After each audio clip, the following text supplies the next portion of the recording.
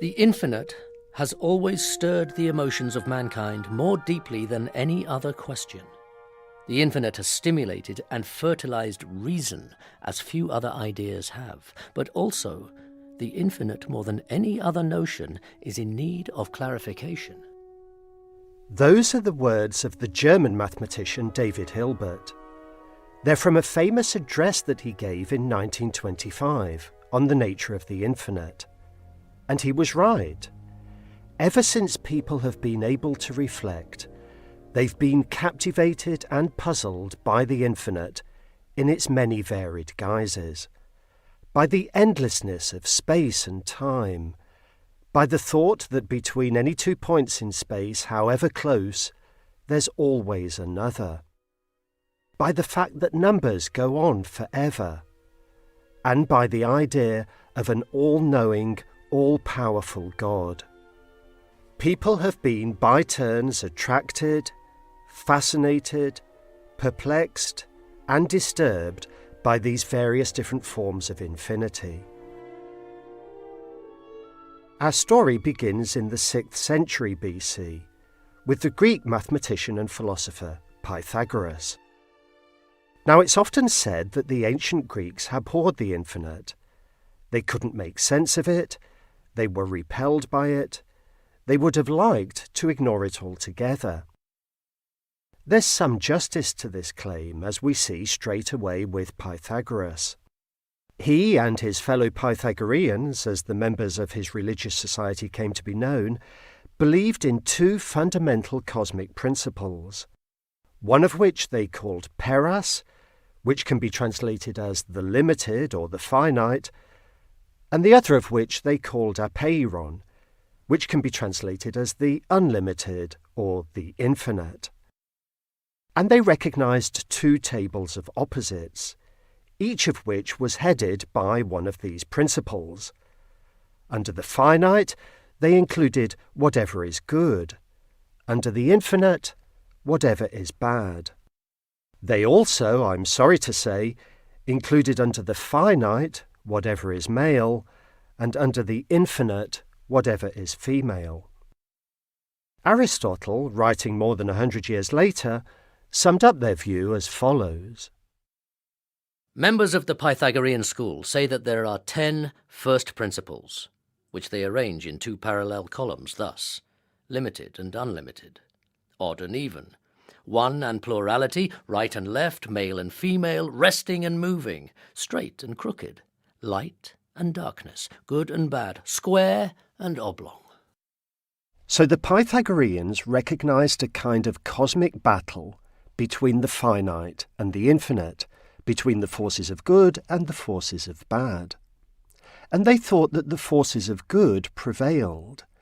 They looked at the world around them and thought that they saw various examples of the finite in control of the infinite. In particular, they were struck by how much could be understood in terms of the counting numbers, 1, 2, 3, 4, etc., the numbers that we use to count finite collections of objects. Structures based on simple relations between these numbers had a beauty and a harmony that other structures lacked, as Professor Richard Sorabji, Honorary Fellow of Wolfson College, Oxford, explains.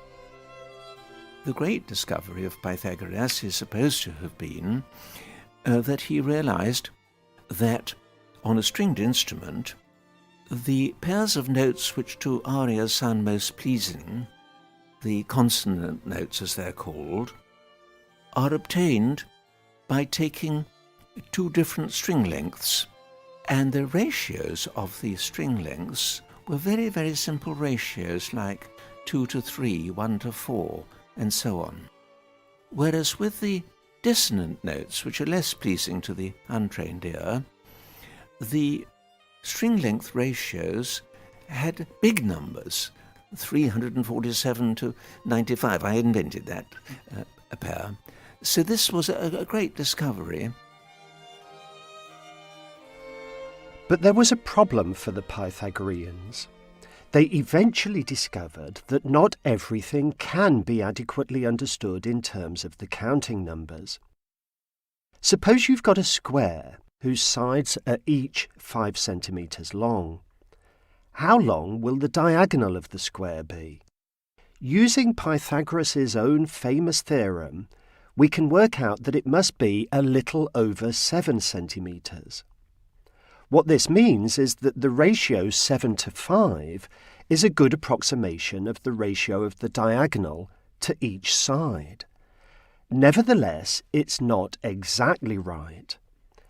Taking bigger and bigger squares, you can get better and better approximations. But that's all they ever are, mere approximations. The ratio is not that of any two counting numbers, however big. This is what the Pythagoreans themselves discovered, and they were devastated. According to legend, one of them was shipwrecked at sea for revealing this discovery to their enemies, a kind of cosmic retribution.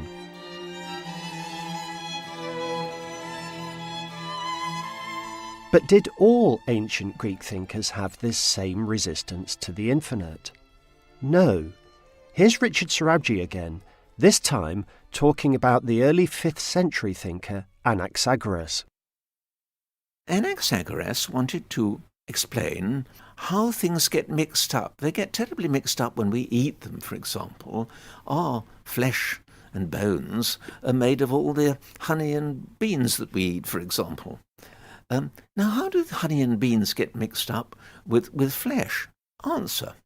Well, there's something of everything in everything. So in a bit of flesh, you've got some pure honey and pure bean.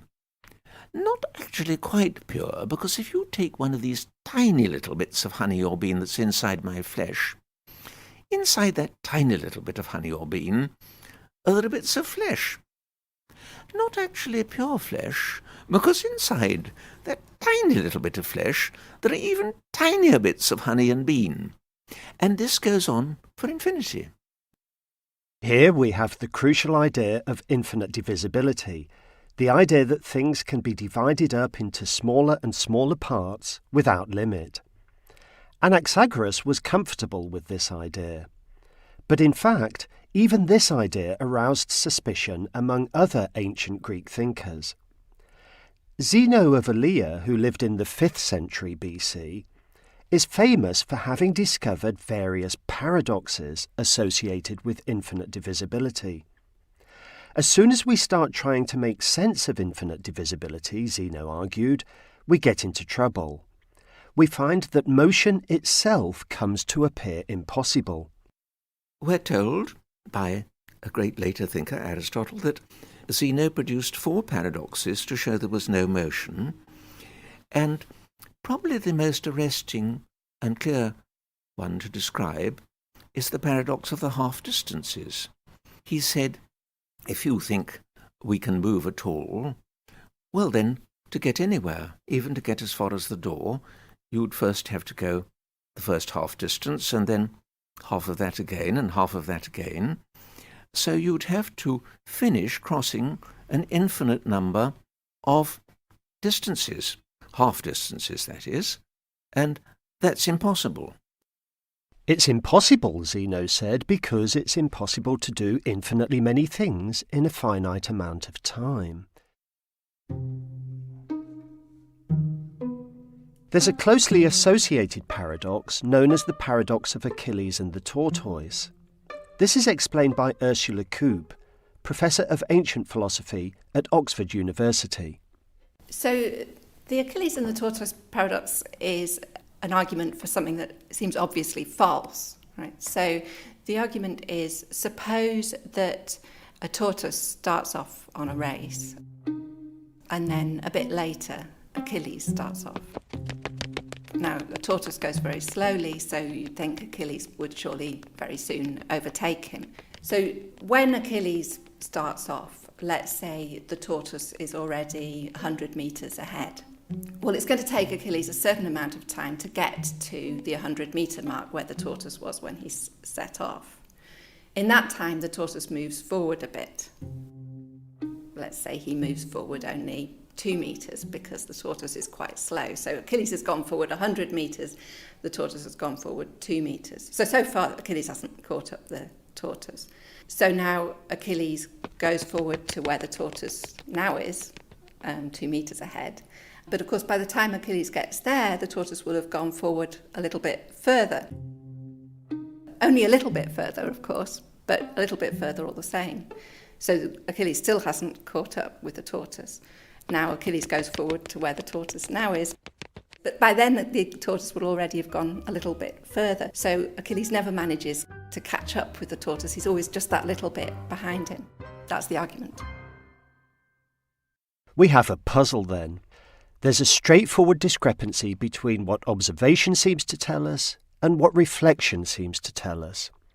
Observation seems to tell us that things move from one place to another, and that some move faster than others, and that the faster ones sometimes overtake the slower ones. Reflection seems to tell us that none of this is possible. Most of us react to this discrepancy by distrusting reflection.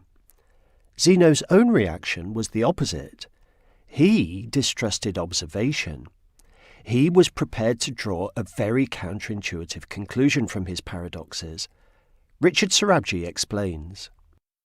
Zeno himself was persuaded to think they showed there is no motion nor change of any kind whatever. I hesitate to put that by saying motion then must have been an illusion in his mind, because even illusions would involve changes in one's mind. So I suppose he actually was persuaded by his teacher that he couldn't believe any of the ordinary things that we all believe. Zeno's teacher was Parmenides. Parmenides held that reality is an utterly simple unity, and that all those ordinary things that we think, about individual entities making up a complex world and moving around from one place to another, those are all based on illusions. In other words, he believed in a fundamental dichotomy between how things appear and how they really are. So when Zeno was led by his paradoxes to deny that there really is any such thing as motion, in other words, that there is only the appearance of motion, he was defending his master's view. He too was denying that reality has the complexity that it appears to have. If it did, it would have to have infinite complexity, and that, for Zeno, spelled trouble. So the old adage that the ancient Greeks abhorred the infinite does have some truth to it. The infinite confused them, and it troubled them.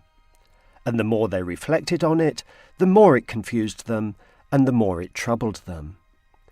On the other hand, they couldn't simply ignore it. The Pythagoreans couldn't ignore it because they had the diagonal of the square to contend with. Zeno couldn't ignore it because he had motion to contend with, or at least the appearance of motion. We shall see in the next programme how Aristotle rose to the challenge that they had confronted. Our story began with the early Greeks recoiling from the infinite and trying to turn their backs on it. In this programme, we'll see how Aristotle, who was himself one of the giants of ancient Greek philosophy, sought a rapprochement. Aristotle lived in the 3rd century BC. He studied in the school of philosophy that had been established just 2 years before he was born by that other great thinker, Plato. This was a school designed to improve the character of those in public life. It was situated in a grove of trees near to Athens, in a plot of land that had belonged to the Attic hero Academos, and it was here that Academos was also said to have been buried. As a result, the school was referred to as the Academy.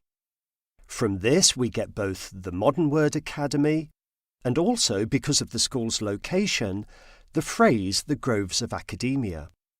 This school survived for some 900 years, a feat yet to be matched by the universities of either Oxford or Cambridge. The story goes that Plato placed an inscription over its door, on which were written the following words: "Let no one enter here who is ignorant of geometry." If the story is true, this gave wonderful expression to Plato's veneration of mathematics. At any rate, Aristotle passed the test. He had a keen interest in mathematics, and this in turn guided his work on the infinite. Early Greek thinkers were troubled by the infinite. It was a source of perplexity, paradox, and puzzlement. In various ways they tried to repudiate it, or simply to ignore it. But they found that they couldn't do either. Aristotle tried to find a way out of this quandary.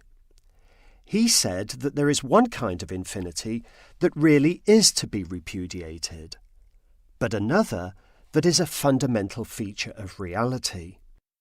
In one sense, the infinite does not exist. In another, it does. All we need to do, Aristotle said, is to distinguish between these different senses. It is plain that there is no body which is actually infinite.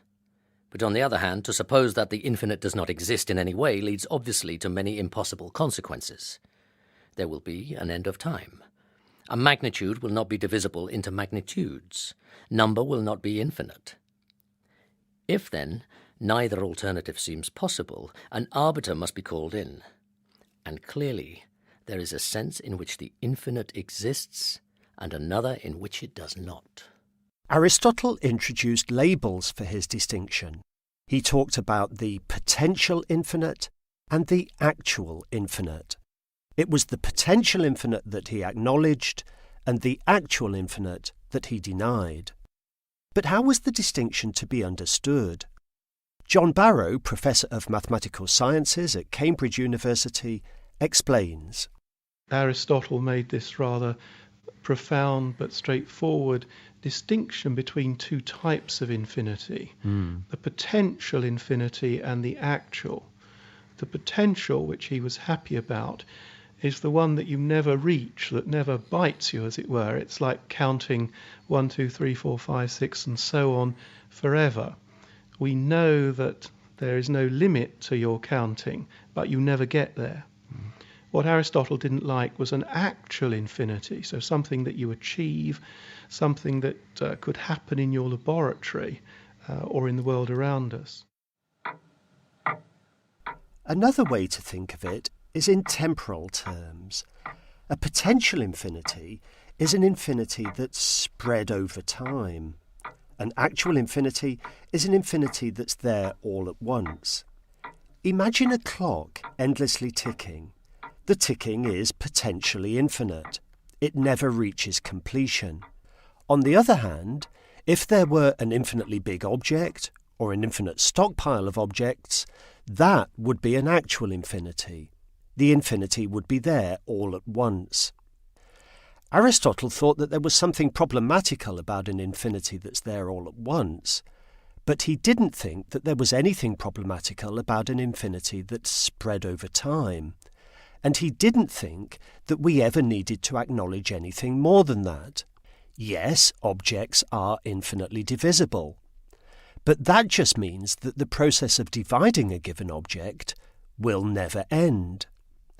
And yes, the sequence of numbers, 1, 2, 3, 4, etc., is infinite, but that just means that the process of counting will never end. One consequence of Aristotle's view is that, although time itself is infinite, space can't be. Space can't be infinite because it's there all at once, so it must be finite. Yet that seems puzzling to us. For we naturally think that if space is finite, then it must be limited. And if limited, then limited by something. But surely that something must be just further space, which in turn must be either infinite or else limited by yet further space, and so on. To put it crudely, if space is finite, what's outside space? Here's Ursula Koop, Professor of Ancient Philosophy at Oxford University. So Aristotle does raise that as a puzzle. And his answer is that it's just wrong to think that anything limited has to be limited by something. So something can have its own limits. So the thought is that if you take just ordinary finite things like us, it's not the case that if you took our surroundings away, we would just expand infinitely. We have our own limits, which are fixed by the fact that we're human beings, and human beings are of a certain kind of size. So similarly, the cosmos as a whole has limits of its own. We'll see later in the series how the idea that space can be both finite and yet have nothing further outside it has survived into contemporary physics. But let's go back to this basic distinction between the potential infinite and the actual infinite, along with Aristotle's acceptance of the one and his rejection of the other. Wasn't he, in effect, just trying to have his cake and eat it? For instance, Aristotle agreed that however far you count along the sequence of numbers, 1, 2, 3, 4, etc., you can always count further. But why? Unless those bigger numbers are in some sense already there. But if these bigger numbers are already there, doesn't this mean that there's an actual infinity after all? Here's Ursula Coupe again. It depends on his view of what numbers are. So Aristotle's view is that for there to be a number, there has to in fact be a collection of things of the magnitude of that number. So for the number 2 to be, there have to be 2 things. For the number 3 to be, there have to be 3 things, and so on. For you to be able to count up to 1,000,000 then, what's required is not that the number 1,000,000 should somehow already be there, but just that you should be able to find 1,000,000 things to count. How does this help, though? Doesn't it still follow that you can't count indefinitely unless there's an actual infinity? For doesn't there have to be an inexhaustible supply of things for you to count? No, says Aristotle. All that's required is that you should be able to keep dividing something into smaller and smaller parts. As long as you can keep doing that, then you will always have more and more things to count. But how does this help? For you can't keep dividing something into smaller and smaller parts, can you? Unless those smaller and smaller parts are already there. It still looks as though you can't count indefinitely unless there's an actual infinity. But Aristotle doesn't think of it in that way. He thinks that if you have a perfectly uniform line and you divide it into 2 parts, you're actually creating those 2 parts. He's not committed to thinking there are already infinitely many parts. You're actually creating the parts as you make the division. Aha, that's clever. In fact, it's doubly clever, for it not only enables Aristotle to evade the worry that the potential infinite requires an actual infinite, it also enables him to solve the famous paradoxes of Zeno, which seem to show that you can't move without performing infinitely many tasks in a finite time. That's to say, without doing the impossible. Ursula Coupe again. Zeno says in order to move a set distance, say a mile, you first have to have moved through half a mile, and before you can move through half a mile, you first have to have moved through a quarter of a mile, and before you can move through a quarter of a mile, you first have to have moved through eighth of a mile, and so on, so that you'd have to have done infinitely many movements in order to do this one movement of moving a mile, and that seems to him to be impossible. But Aristotle thinks that he's solved this problem, because he thinks that no journey is actually divided into infinitely many smaller journeys. He thinks a journey is divided only where someone actually does something to divide it. For instance, stopping to open or close an umbrella. Here's Ursula Coupe again, with a summary of what Aristotle would say in response to Zeno. Just because you can divide the movement anywhere and can divide it more and more places if you want to, it doesn't mean that it is in fact divided anywhere and that it has infinitely many parts. It's just not true that in going a mile you have to do infinitely many sub-movements, because unless the parts are in some sense marked out, they aren't there. So I can travel a mile in a finite amount of time. If my home is a mile away from where I work, I can get home tonight. Let's see.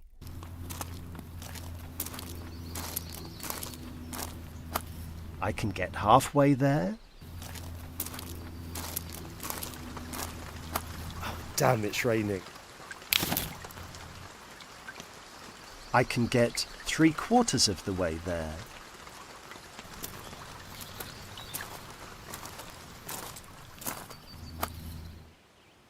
Oh, it's stopped.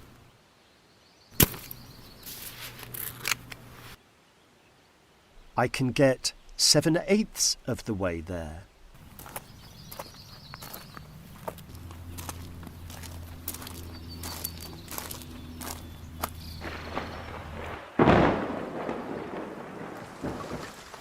Oh, it's started up again.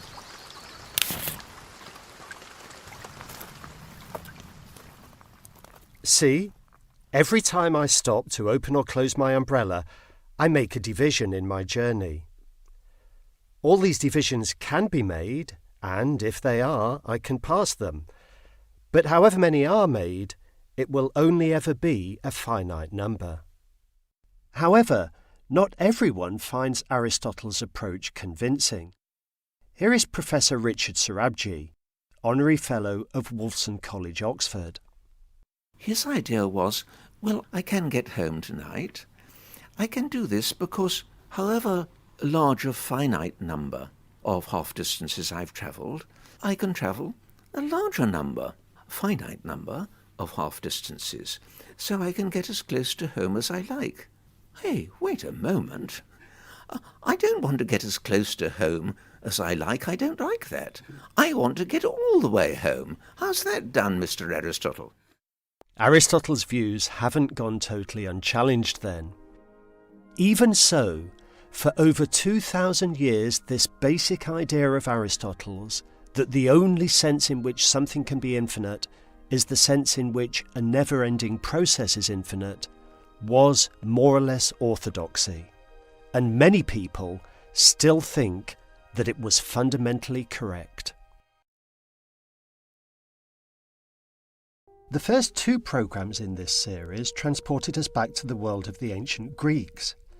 This programme brings us forward many hundreds of years to the world of medieval and Renaissance philosophy. The Greeks still have an important role to play, though. For there were 2 things that dominated philosophy in general throughout this time, and philosophical thought about the infinite in particular. One of these was the legacy of the Greeks, above all, the legacy of Aristotle. The other was religion, above all, Christianity.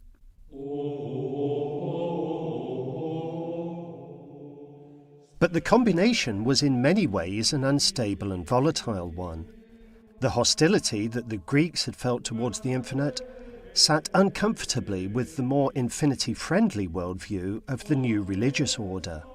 Attempts were made to integrate the two, above all by St. Thomas Aquinas. But the effects, as we shall see, were sometimes violent. One of the first indications of the tension that would be felt came in the work of Plotinus, who lived in the 3rd century AD, right at the end of antiquity. Plotinus was born in Upper Egypt and was thoroughly immersed in the Greek culture of Alexandria. He tried to breathe new life into various ancient Greek ideas, but he tried to do so in the context of his own belief in God. And he declared that God was infinite. Indeed, he declared that God was the infinite. This was a significant moment in the history of the infinite. No one before had said anything quite like that.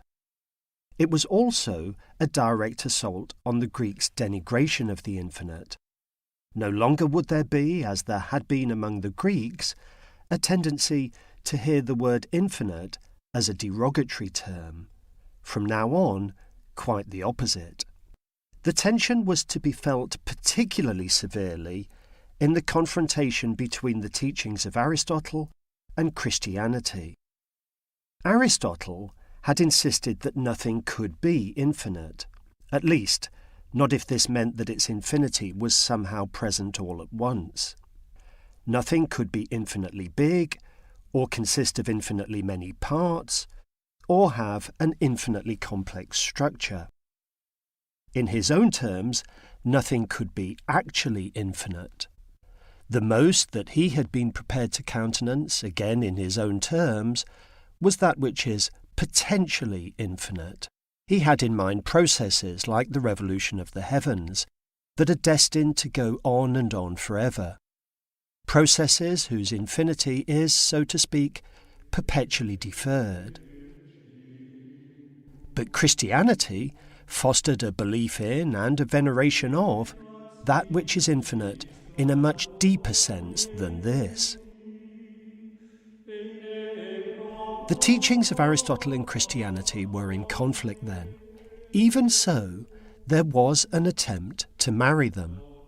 It was the great 13th century Italian theologian St. Thomas Aquinas who was the single most important figure here. Before we turn to Aquinas' work, let's hear something of his background. As a youngster, Aquinas became attracted to the life of spiritual service that he found among religious orders such as the Dominicans, which contrasted with the more sheltered lifestyle of the Benedictines, to which his family had previously exposed him. Here is Professor Cecilia Trifoli, lecturer in medieval philosophy at Oxford University. Aquinas is maybe the most famous Aristotelian philosopher of the Middle Ages, and he became a Dominican friar at quite an early stage of his career, as a teenager. This was much against the will of his mother, because Aquinas came from a very rich family, and it was considered more appropriate for him, coming from a rich family, to join the Benedictine order. This was against Aquinas' will, so Aquinas decided to join instead the Dominican order, and he made a sort of great career in that order. Not that Aquinas' eagerness to belong to the Dominican order and his mother's attempts to prevent him were just a minor domestic tiff. She locked him in the family castle for more than a year.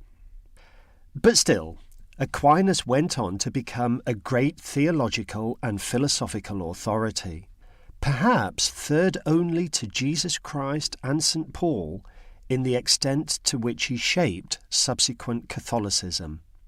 Aquinas believed that God was infinite, but he also wanted to accept as much as possible of Aristotle's teaching. And this, as we've seen, posed a problem. It looked as if Aquinas' belief in God's infinitude ran directly counter to Aristotle's teaching. It looked as if it committed him to an infinity that was more than just the potential infinity of some never-ending process. Here is Cecilia Trifoli again, explaining Aquinas' need for a reconciliation and how he tried to find it. Aquinas needs to make space for the notion of an infinite God. The question is whether Aristotle can provide the adequate framework, philosophical framework, to shape a notion of divine infinity. Now, Aquinas is skeptical about that.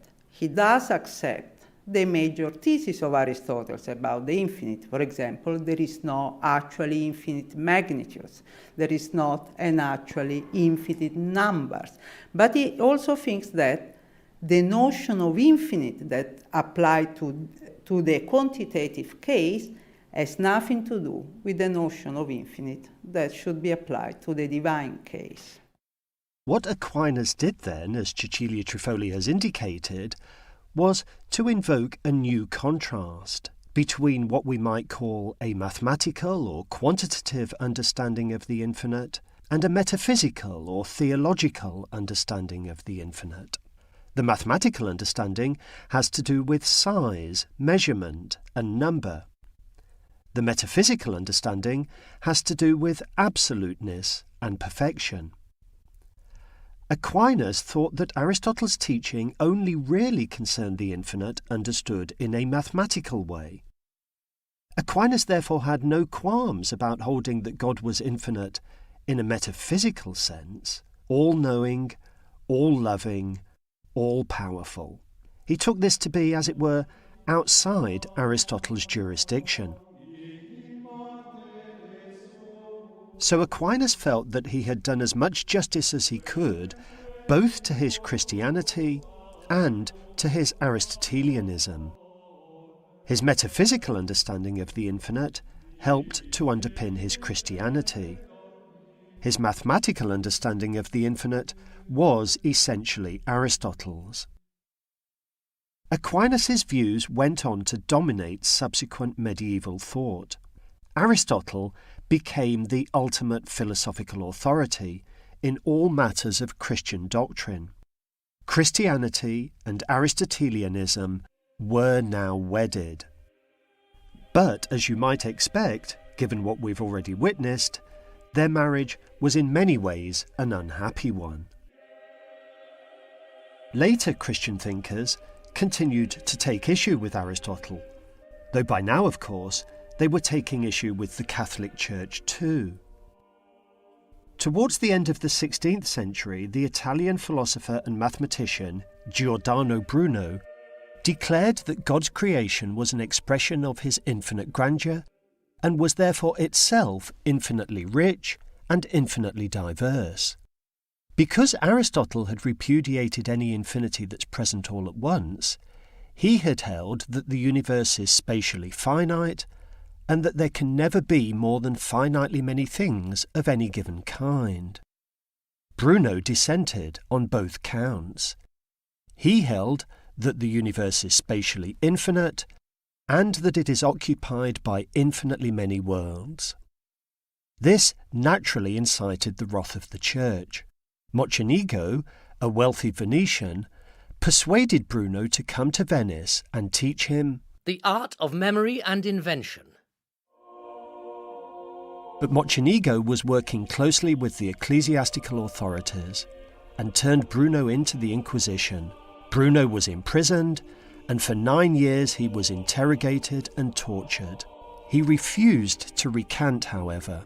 Eventually, in 1600, he was burnt at the stake, an event that is often regarded as the end of the Renaissance. Bruno's near contemporary Galileo only narrowly escaped the same fate. He too angered the Church, most famously by articulating reasons for thinking that the sun, not the earth, is at the centre of the universe. But he also, like Bruno, departed from the prevailing Catholic orthodoxy by opposing Aristotle on the infinite. Where Aristotle had denied that there could be an infinite totality existing as a completed whole, Galileo believed that the totality of counting numbers, 1, 2, 3, etc., was just that. Galileo was well aware of the paradoxes that this involved. Indeed, he fastened on a new paradox of his own. Each square number, Galileo argued, can be paired with its own root. 1 can be paired with itself, 4 can be paired with 2, 9 can be paired with 3, etc. This seems to show that there are as many squares as numbers altogether, even though it seems obvious that there are fewer. If I should ask how many squares there are, one might reply truly that there are as many as the corresponding number of roots, since every square has its own root and every root has its own square, while no square has more than one root and no root more than one square. But if I inquire how many roots there are, it cannot be denied that there are as many as there are numbers, because every number is the root of some square. Yet it seems there are many more numbers than squares, since the larger portion of them are not squares. Galileo was nevertheless unfazed. He simply concluded that we mustn't try to think about the infinite using our normal finite categories. So far as I can see, we can only infer that the totality of all numbers is infinite, that the number of squares is infinite, and that the number of their roots is infinite, and the attributes equal, greater, and less are not applicable to infinite, but only to finite quantities. Whether Galileo's reaction is correct or not, here is our first glimpse of a whole new family of paradoxes, rivaling in importance any that the Greeks had considered. Later, we shall see how these paradoxes informed mathematical work on the infinite and issued in fresh insights into its nature. Meanwhile, as we reflect back on this 1500-year period, a number of things stand out. The gradual consolidation by Aquinas and others of the metaphysical or theological conception of the infinite, the undiminished influence of Aristotle's more mathematical conception, the uneasy relationship between these, and the consequent ongoing struggle to know quite what sense to make of it all.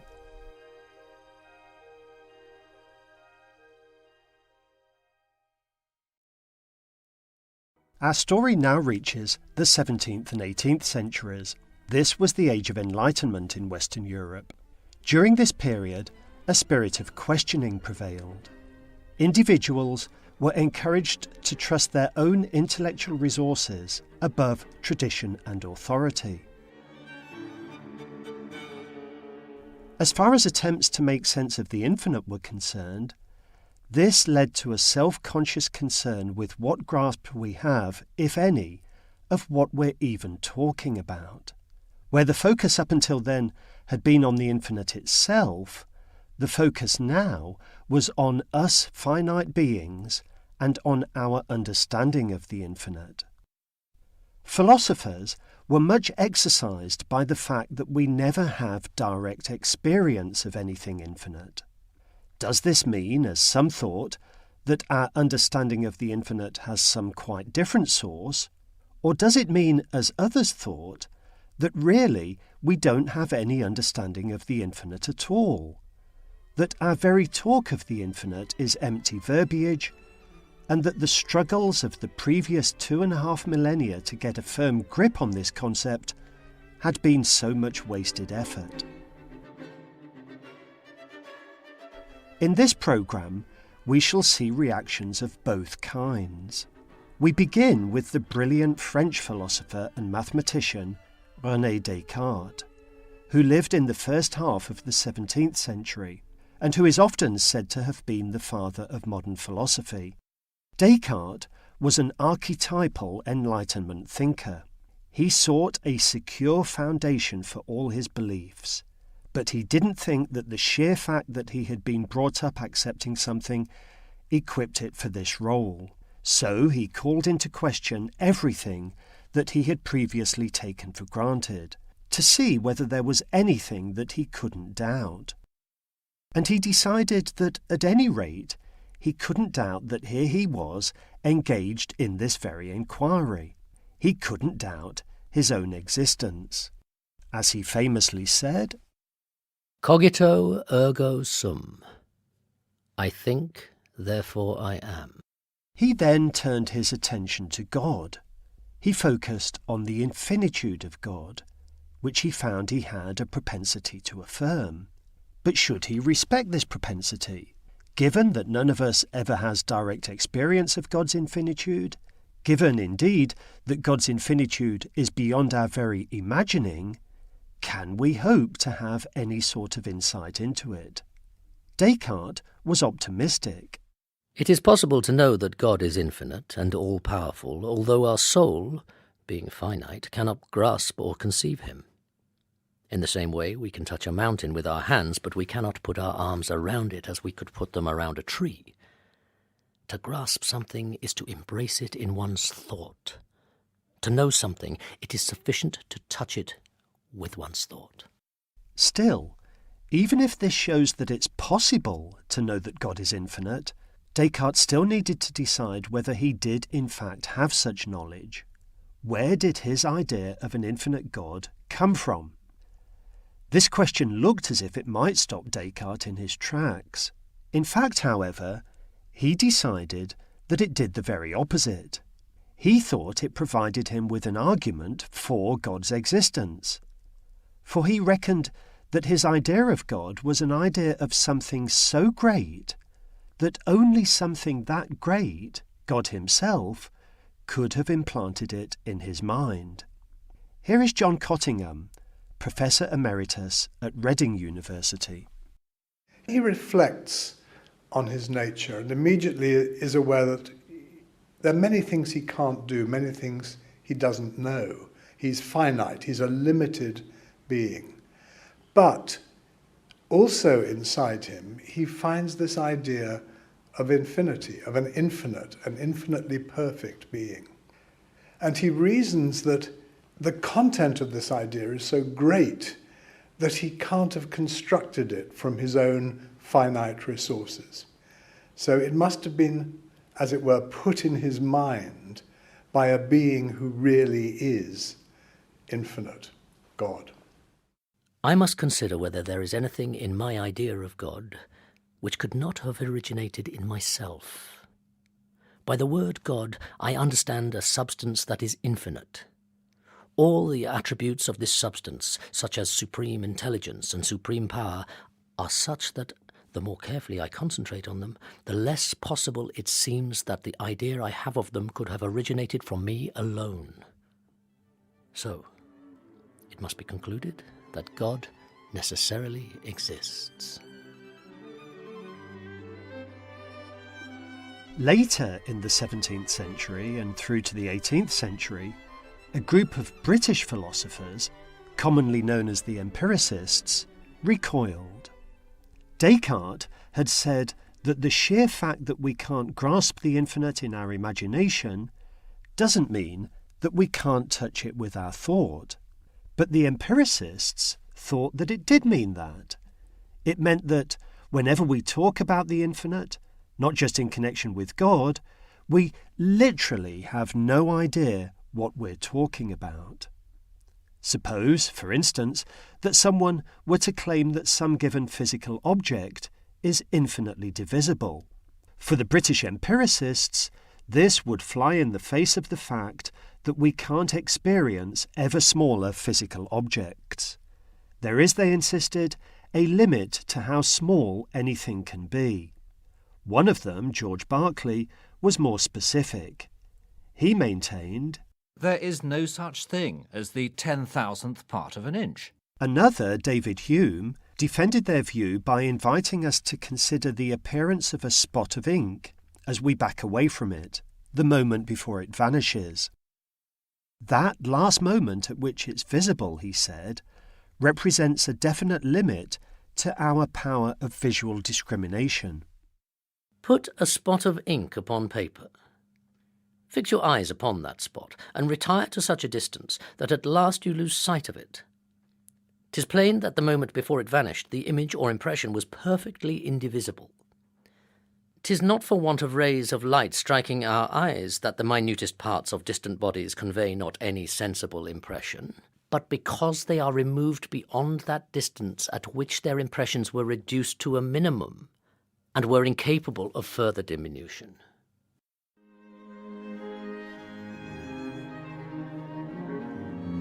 So we have Descartes on the one hand and Berkeley and Hume on the other, taking opposite sides in the debate about whether our sheer inability to encounter the infinite in experience casts doubt on the very notion. Towards the end of the 18th century, the great German philosopher Immanuel Kant tried to arbitrate. He agreed with Descartes that we have a clear idea of the infinite.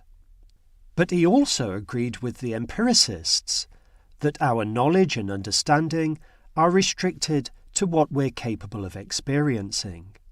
What our idea is, Kant said, is an innate idea that enables us to have thoughts about, perhaps to invest faith in, and even to be guided by what we nevertheless can't know. John Cottingham again. In a way, he takes the empiricist position as his starting point. Knowledge is confined to the natural world, the world of the five senses. And we can't, he thinks, really go beyond that. Or if we do, we leave the solid ground of truth and knowledge and venture out into a foggy ocean of metaphysical speculation, which won't get us anywhere. It will just lead us to contradictions. And you might think from there that he can't say anything about God or the infinite. But he does. he famously said, I go beyond knowledge, or I abolish knowledge in order to make room for faith. So Kant thinks that faith can take us into territory into which our knowledge can never take us. It can put us in touch with what we can never hope to see, hear, feel, taste, or smell. He thinks that there's certain aspects of our human life, the life of the mind, if you like, which do, in a certain sense, put us in touch with the infinite. And the most important of those, for Kant, is our reason, our rationality, which takes us above, or somehow in some strange way outside the realm of mere biology, of our mere animal nature, and enables us to grasp the moral law. And the moral law is something which gives us, in a certain way, infinite dignity. As rational beings who acknowledge the demands of the moral law, we recognize that each rational being is of infinite worth. By the moral law, Kant meant the foundation of all morality. He meant what determines the basic difference between right and wrong, what directs us, or what ought to direct us, in all we do.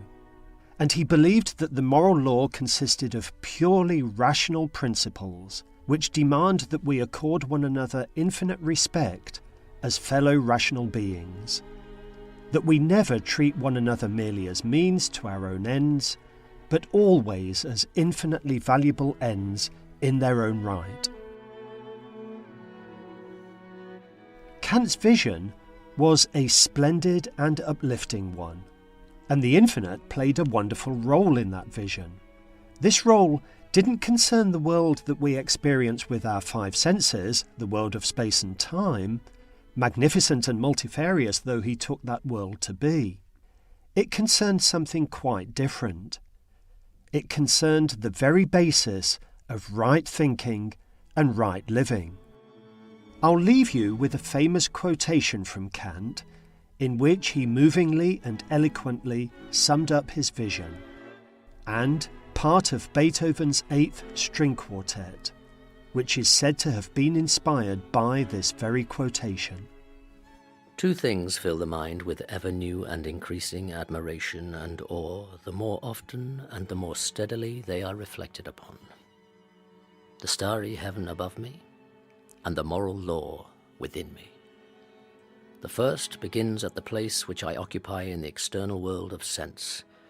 The second begins at my invisible self, my personality, and depicts me in a world which has true infinity.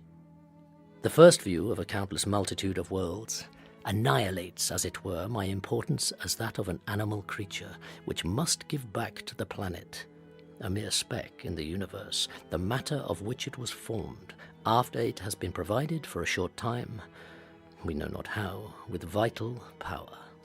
The second, on the other hand, infinitely raises my worth as that of an intelligence by my personality, in which the moral law assigns a destination to my existence, a destination which is not restricted to the conditions and limits of this life, but reaches into the infinite.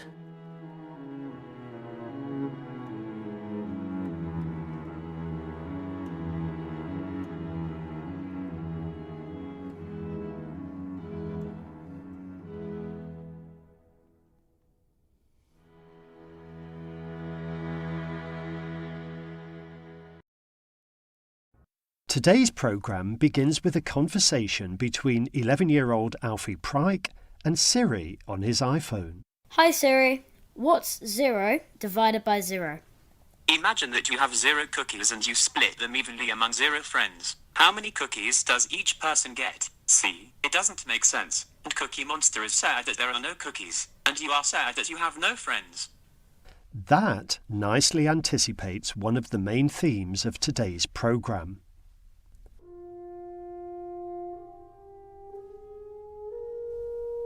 So far in this series, we've been thinking of the infinite mostly in philosophical and theological terms. In this and the next two programmes, we'll be looking at it through the lens of mathematics. We begin with the mathematics of the infinitely small, which, as we shall see, has its own remarkable history. It was in the late 17th century that mathematicians began to develop the branch of mathematics that's crucial here, namely the calculus. The calculus has been of enormous mathematical significance. It's also been of enormous practical utility.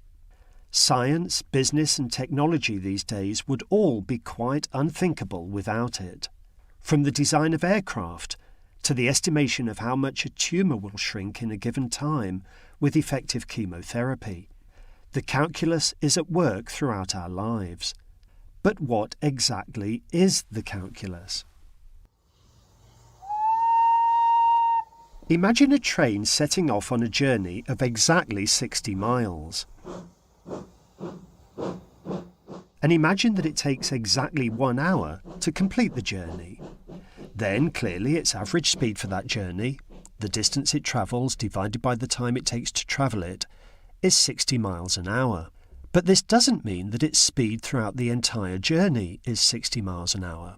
Over some stretches of the journey, it may average a greater speed, over others, something slower. For instance, perhaps in the first half hour it makes good progress and gets 2/3 of the way to its destination, while in the second half hour it's delayed by signal failure. Now, suppose that at some particular moment on the journey the train driver glances at the speedometer and sees that it reads 70 miles an hour. What the speedometer is telling the driver is that at that very instant the train is travelling at 70 miles an hour. But what does this mean? It's easy just to take for granted that the train has a particular speed at a particular instant. And yet, where an instant is concerned, as opposed to some definite stretch of the journey, both the distance the train travels and the time it takes to travel it seem to be infinitely small, which, if it means anything at all, seems to mean that they're both in effect zero, which in turn makes it hard to see how the concept of speed can even apply. What is the train's speed if it travels no distance at all, in no time at all? That seems to be like asking, what is 0 divided by 0? The very question that Siri told us doesn't make sense. But then, what is it to be travelling at a particular speed at a particular instant, as opposed to averaging some speed over the course of an entire journey, or during some part of a journey? This is where the calculus comes in. It helps us to answer this question by considering the train's speed over shorter and shorter stretches of the journey that include that moment.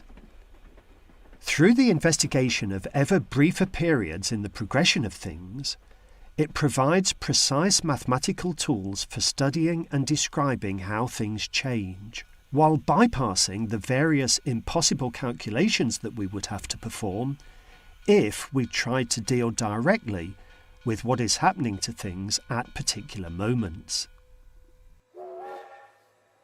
Well, let's leave the train there and find out more about the history of the calculus. It's now generally acknowledged that the calculus was invented quite independently by two men. The Englishman Sir Isaac Newton, who was arguably the greatest scientist of all time, and the brilliant German mathematician and philosopher Gottfried Leibniz. There were bitter disputes both between them and between their disciples about who got there first, about who deserved the greater credit, and even about whether one of them had stolen ideas from the other.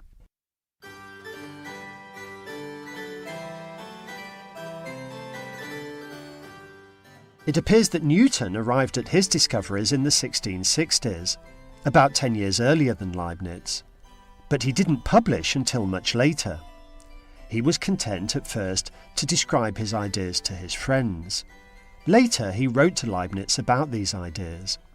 Here's Brian Clegg, a science writer and author of a popular book on infinity, to tell us about Newton's early forays into this new mathematical territory.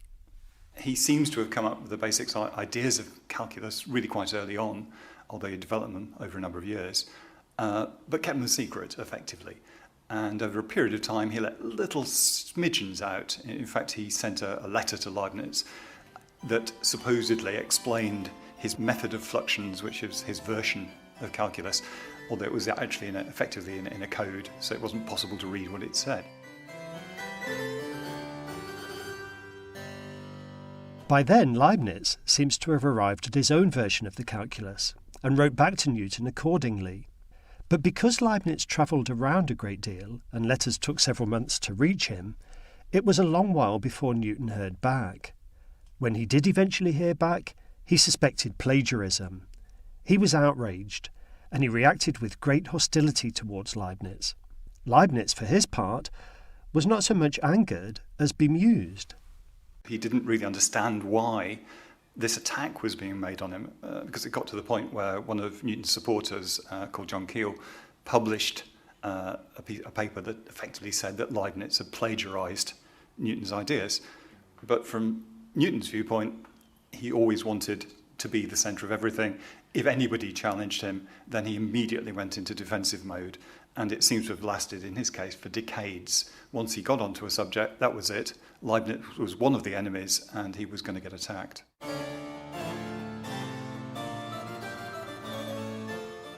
Eventually, at Leibniz's own prompting, the Royal Society, of which both men were fellows, was asked to adjudicate. In the end, because Leibniz was a fellow of the Royal Society, he persuaded them that there ought to be an investigation, and a committee was got together to settle the dispute of who came up with the idea first, which seems very fair and sensible, and the report was written up by the president of the Royal Society, which makes you think, this is a very good and fair thing.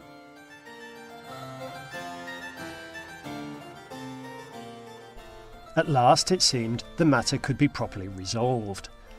But what was the verdict of this report? Well, it came down firmly against Leibniz. And you might think, given that this report was written by the president of the Royal Society, no less, that this should have been the end of the matter. But no.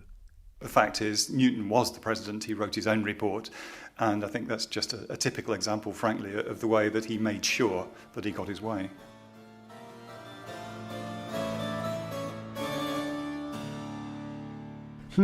This was perhaps not Newton's finest hour. Be the dispute between Newton and Leibniz as it may, from its very inception the calculus enjoyed spectacular success, especially in its practical applications. Nevertheless, early work on the calculus didn't always meet the highest standards of rigour. There were texts in which infinitely small quantities appeared in the calculations, playing a role that was completely incoherent. It really was as if we were being invited to adjudge the speed of an object that moves no distance at all in no time at all, just the sort of absurdity that the calculus had been designed to avoid. The Irishman George Berkeley, who, as well as being a philosopher, was the Anglican Bishop of Cloyne, was aggrieved that the very same mathematicians who accepted such illicit methods also objected to various principles of Christianity on grounds of incoherence. He got his own back by mounting a scathing attack on them. Brian Clegg again. There was a real problem that Berkeley was illustrating, and what that came down to was that in heading towards that value of what is the speed, say, at a particular moment, what you were doing was dividing by a smaller and smaller amount that eventually disappeared away to nothing. And it was that disappearing away to nothing, Berkeley referred to the ghosts of departed quantities, that was the issue. How did you handle that?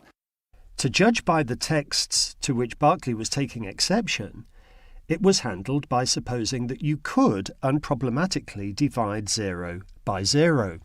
But as Siri told us, you can't do that. Let's think again about why not. Consider first what happens when you divide a number, 10 say, by smaller and smaller amounts. So if you divide 10 by half, that's like multiplying it by 2, so you get 20. If you divide 10 by a quarter, that's like multiplying it by 4, you get 40. And as the bottom half of the fraction gets smaller and smaller, the result gets bigger and bigger. So you end up, as the bottom half gets towards 0, the result comes out towards infinity. That suggests that 10 divided by 0 is infinity, if such a thing makes any sense. On the other hand, if 0 is on the top half of a fraction, it looks as if the result should be 0. 0 divided by 10 is 0. 0 divided by 20 is 0. But when 0 is both on the top and on the bottom, we get a kind of meltdown. It just has no meaning. Berkeley was quite right to be aggrieved then. He mounted his attack in a famous essay called The Analyst. Analyst was Berkeley's word for someone who practiced what he called the modern analysis, and the modern analysis was just his term for the calculus. But in its full version, the title was much longer than that. It indicated, among other things, that the essay was addressed to an infidel mathematician. The mathematician in question was Edmund Halley, discoverer of the comet. Halley was reported to have described the doctrines of Christianity as incomprehensible, and the religion itself as an imposture. The full title of Berkeley's work, which also included a familiar quotation from the Gospels, ran as follows. The Analyst, or a discourse addressed to an infidel mathematician, wherein it is examined whether the object, principles, and inferences of the modern analysis are more distinctly conceived or more evidently deduced than religious mysteries and points of faith. First cast the beam out of thine own eye, and then thou shalt see clearly to cast the mote out of thy brother's eye. In the works of Newton and Leibniz themselves, however, there was already plenty to anticipate the precision and rigour that would later be conferred on the calculus by various 19th century practitioners. Precisely what such precision and rigour show is that the calculus can be framed without any reference to infinitely small quantities. There's certainly no need to divide 0 by 0. What then remains is a branch of mathematics which is regarded by many in its beauty, depth and power as one of the greatest ever monuments to mathematical excellence.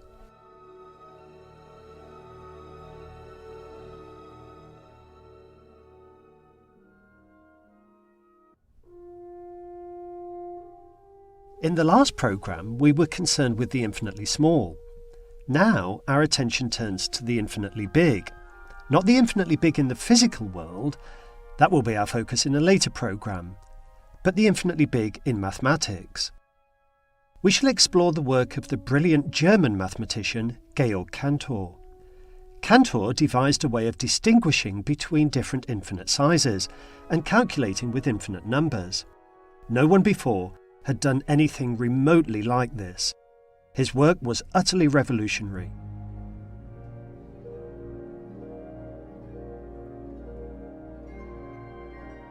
What's the biggest number? Everyone knows that there isn't one. However far you count along the sequence of numbers, 1, 2, 3, 4, etc., you can always count further. Even Aristotle, that arch-skeptic about the infinitely big, accepted this. But this was as much as he accepted. He thought that the infinite existed only in the sense that some processes, like the process of counting, are destined to go on and on forever. And for over 2,000 years his view prevailed. For over 2,000 years there was hostility to the idea that the infinite could be an object of mathematical study in its own right. This orthodoxy was not challenged until the late 19th century, when Cantor entered the scene. Cantor presented a systematic, rigorous, formal theory of the infinite. But what drove him, and at what cost?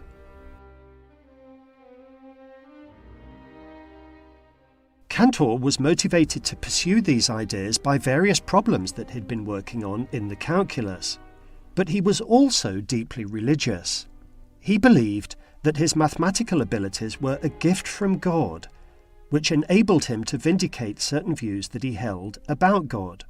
In particular, in the very process of showing that there's a kind of infinity that can be an object of mathematical study, he found himself drawing a contrast with a kind of infinity that can't be, what he called the absolute. And it was this second kind of infinity that he thought characterized God.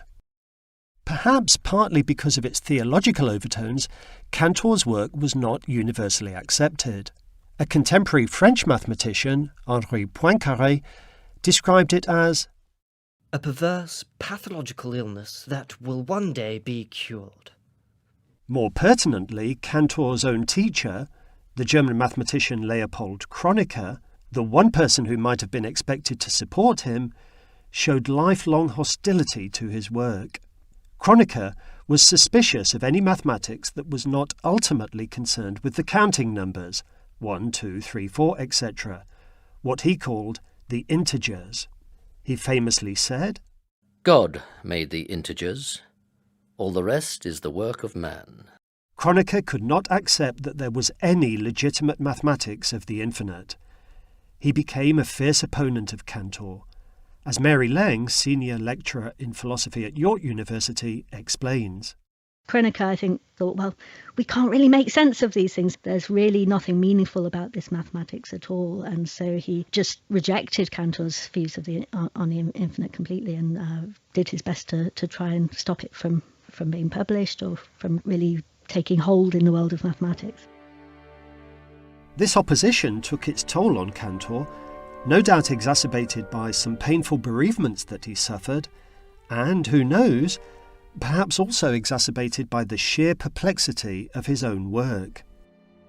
Cantor had a series of nervous breakdowns. He died in an asylum.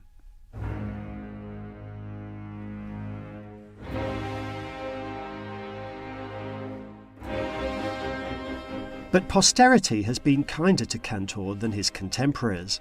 The work that he produced gave rise to an important branch of mathematics known as transfinite arithmetic that is still thriving, and that work is nowadays recognised as work of genius.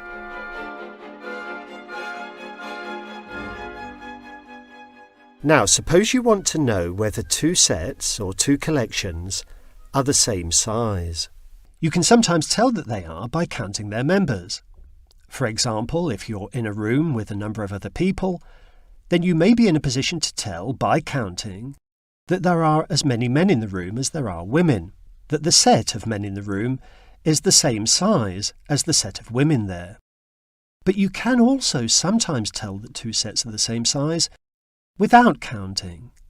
Mary Leng again. So if I have a bunch of cats and a bunch of dogs and I want to know whether there's as many cats as dogs as or not, what I could do is line up one cat with one dog, another cat with another dog, and once I've paired them up like that, if there's none left over, the two sets are the same size. If there's some cats left over, there's more cats, and if there's some dogs left over, there's more dogs. Similarly, you know without counting, indeed without being able to count, that the set of firstborn twins that have ever lived is the same size as the set of second-born twins that have ever lived, for they too can obviously be paired off. Now, does this principle extend to infinite sets? Yes, why not, said Cantor. But this is where it starts to get a little weird.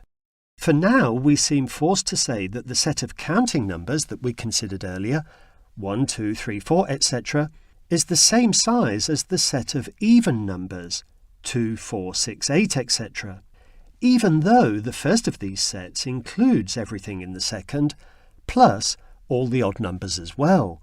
Here's Mary Leng again. If we want to show that there's as many counting numbers as there are even numbers, all we need to do is find some way of pairing the two collections off with each other. So, in other words, for every counting number, we need to match it with some even number, and for every even number, we need to match it with some counting number and have none left over on either side at the end. And there's actually an easy way of doing this, right?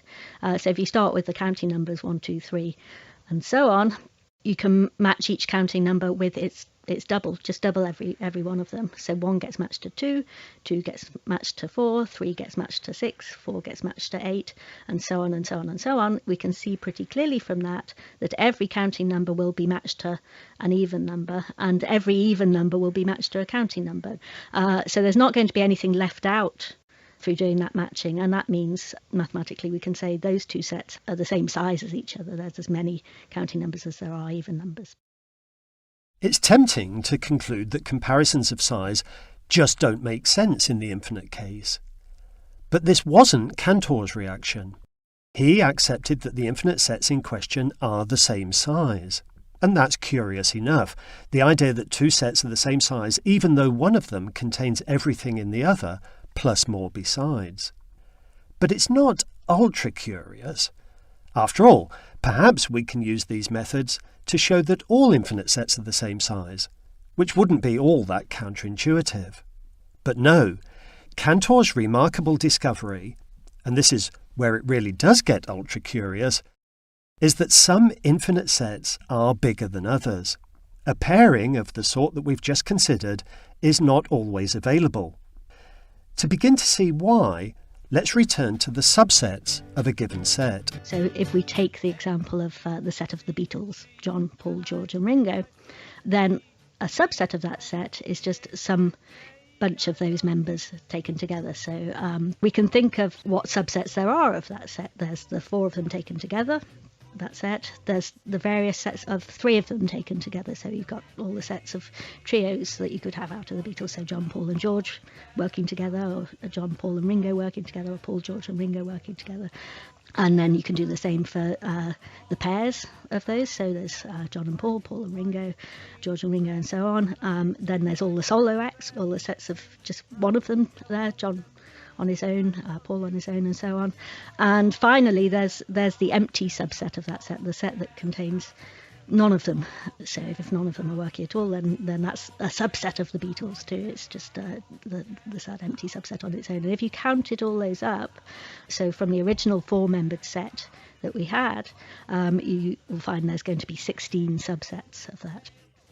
So there are more subsets of the Beatles than there are individual Beatles. There's 4 Beatles, but there are 16 sets of Beatles, and subsets of Beatles. Do these ideas extend to the infinite? And it turns out that they do.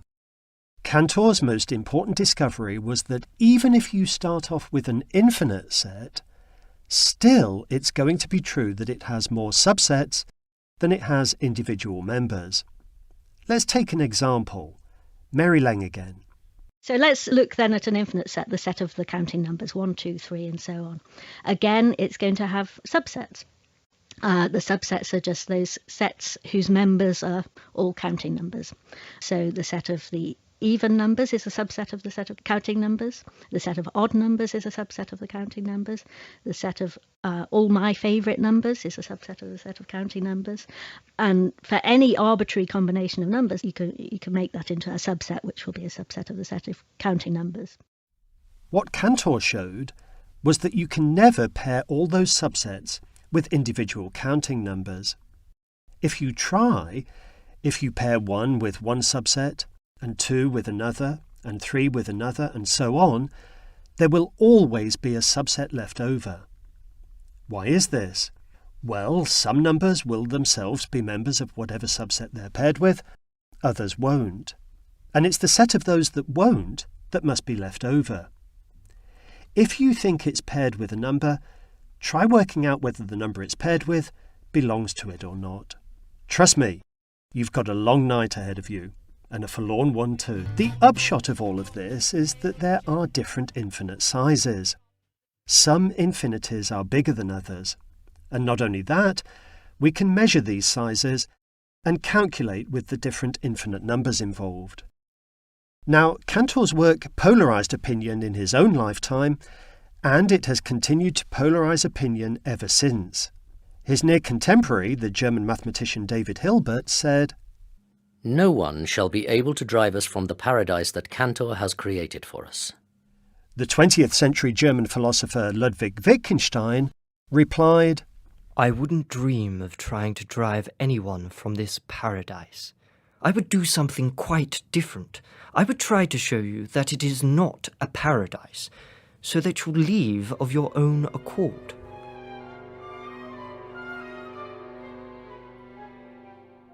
As pure mathematics, Cantor's work is more or less unassailable. The controversy concerns its significance. While there's no denying the mathematical craftsmanship of Cantor's theory, with its array of different infinite numbers, many people would deny that it has any interest or relevance beyond mathematics.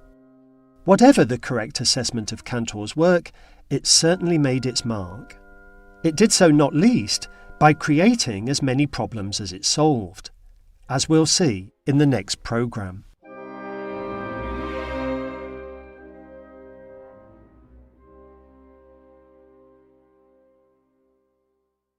The 19th century German mathematician Georg Cantor devised a formal mathematical theory of the infinite, and it was a work of genius. We glimpsed some of the main ideas behind this theory in the last programme, but it took its toll. Cantor eventually died in an asylum, and his work led to a period in the history of mathematics of unprecedented crisis and uncertainty. By subjecting the infinite to formal scrutiny, mathematicians ended up confronting puzzles at the very heart of their discipline, puzzles that indicate some basic limits of human knowledge.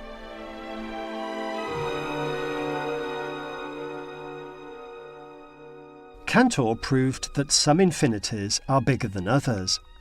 In particular, he proved that there are always more sets of things of any given kind than there are individual things of that kind, even when there are infinitely many of both. Here is Marcus Jaquinto, Emeritus Professor of Philosophy at University College London. For example, he proved that there are more sets of people than there are people, more sets of apples than there are apples, more sets of widgets than there are widgets, and so on. And so on. There's the rub. For what about sets of sets? How can there be more of those than there are sets? For how can there be more sets of anything than there are sets? Well, at this point your head may begin to reel.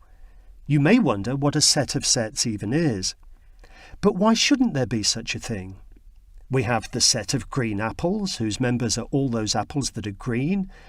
Why shouldn't we have the set of 7-membered sets, whose members are all those sets that have 7 members, such as the days of the week, the colours of the rainbow, or the dwarves that befriended Snow White?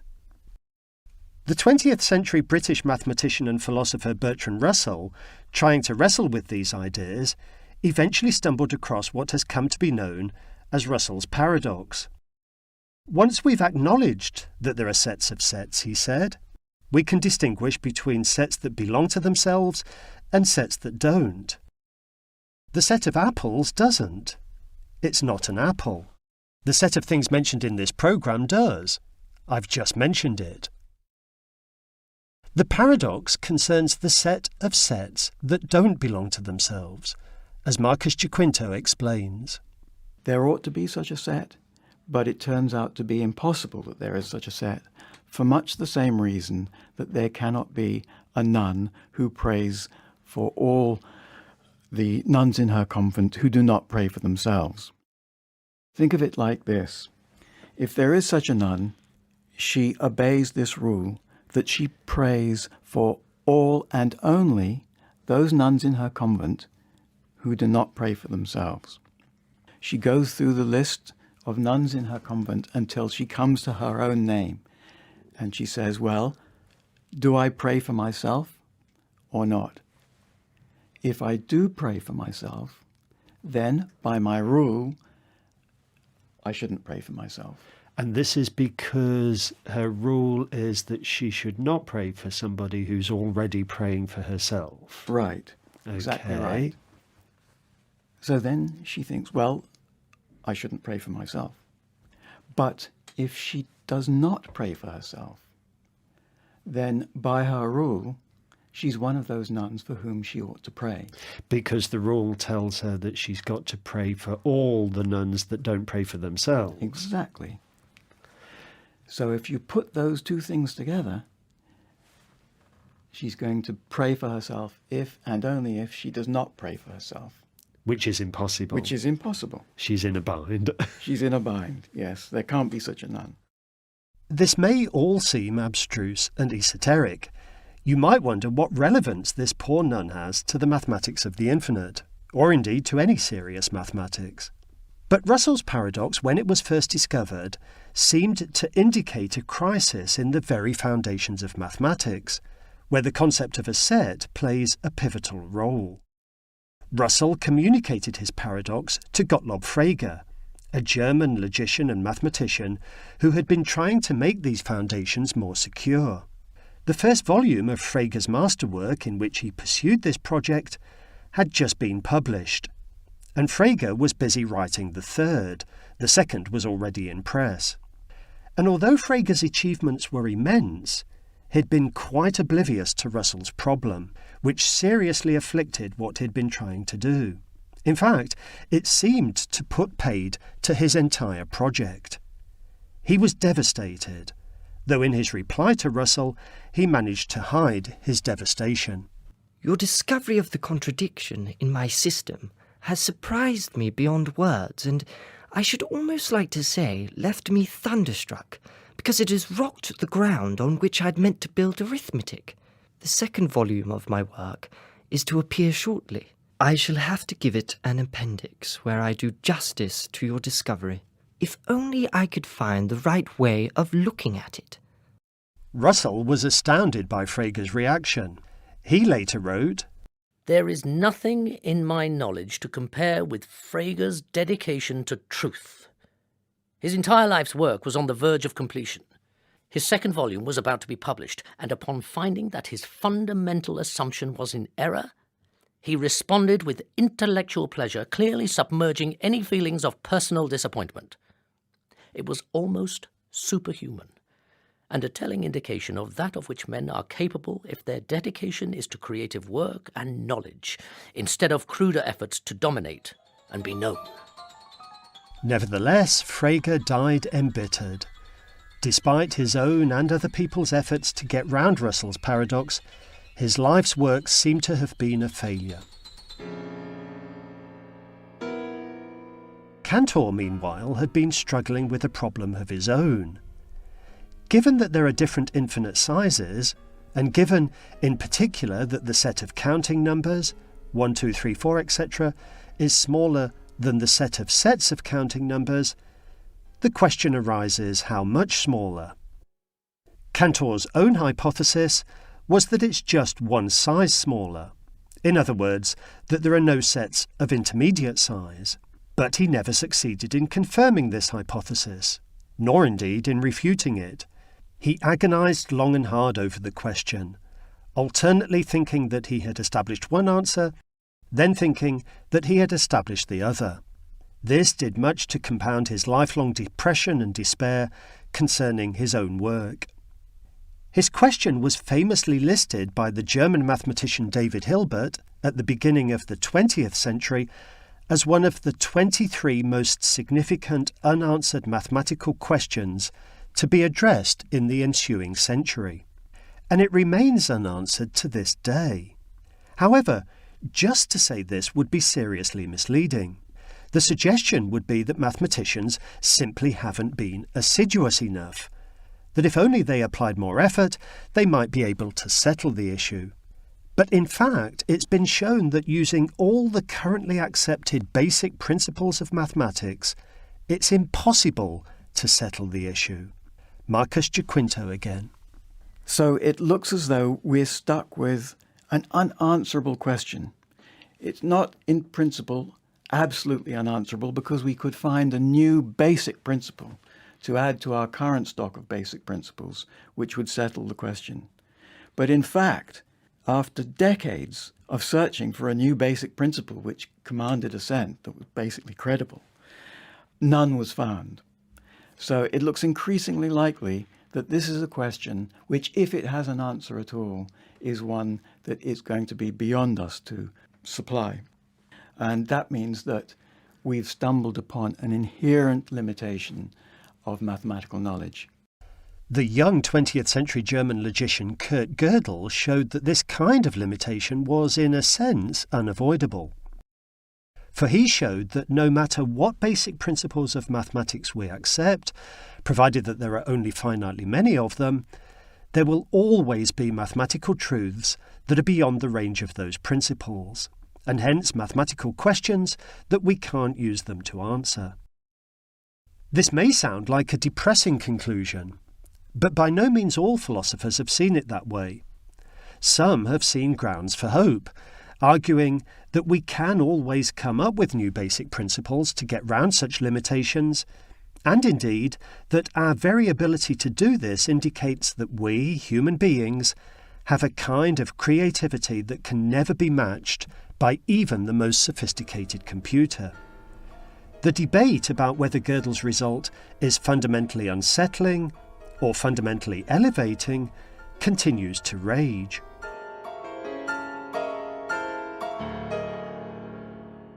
Let's return to the foundations of mathematics and their security, or insecurity. Russell's paradox about the set of sets that don't belong to themselves had revealed an inconsistency in the basic principles that mathematicians had been working with up to then. The preeminent mathematician of the time, David Hilbert, asked this question: how do we know that there isn't an inconsistency generated by another source elsewhere in our mathematics? And David Hilbert produced a brilliant, completely novel idea for trying to answer this question.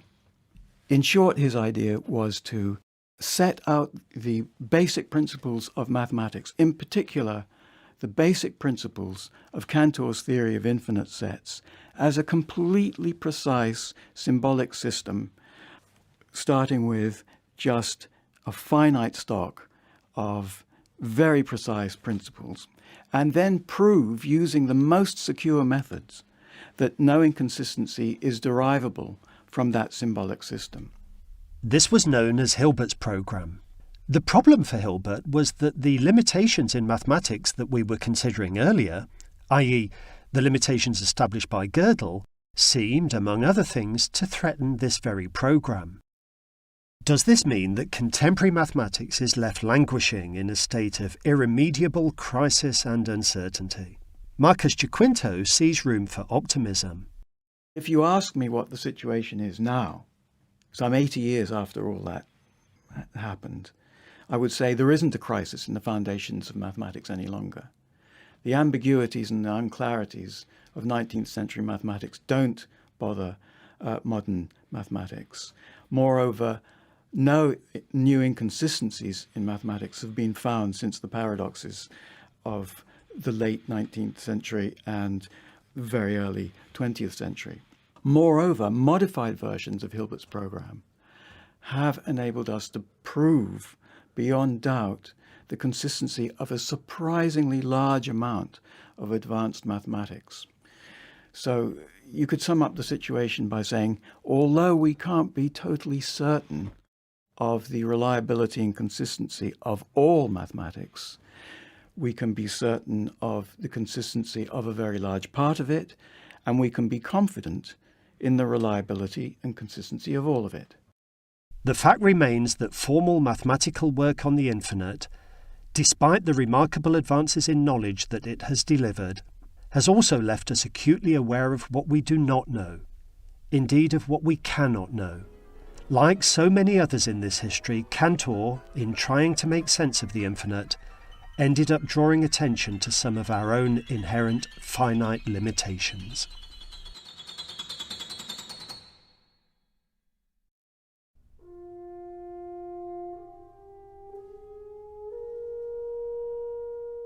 On a clear moonless night, a faint patch can be seen in the constellation Andromeda.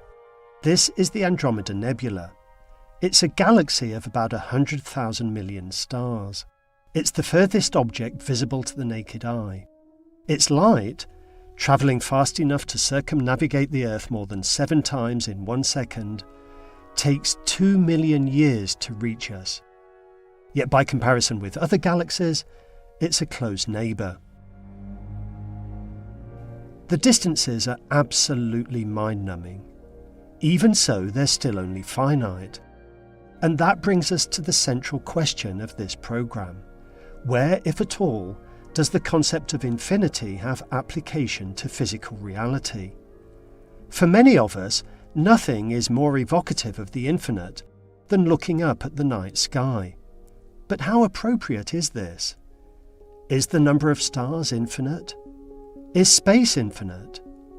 Is anything in nature infinite?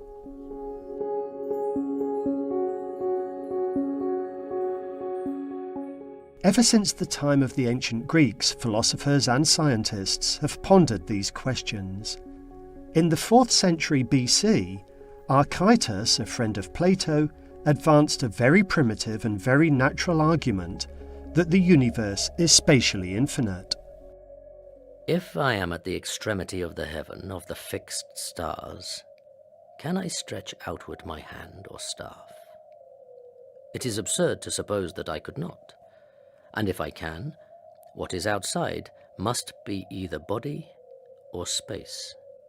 We may then in the same way get to the outside of that again, and so on. And if there is always a new place to which the staff may be held out, this clearly involves extension without limit.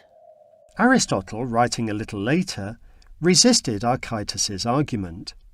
According to Aristotle, although it's true that the universe can't be bounded by anything outside it, nevertheless, it's only spatially finite. Now, this is a very difficult idea for us to grasp, but we'd better not dismiss it out of hand. As we shall see, it's an idea that has become a staple of contemporary cosmology.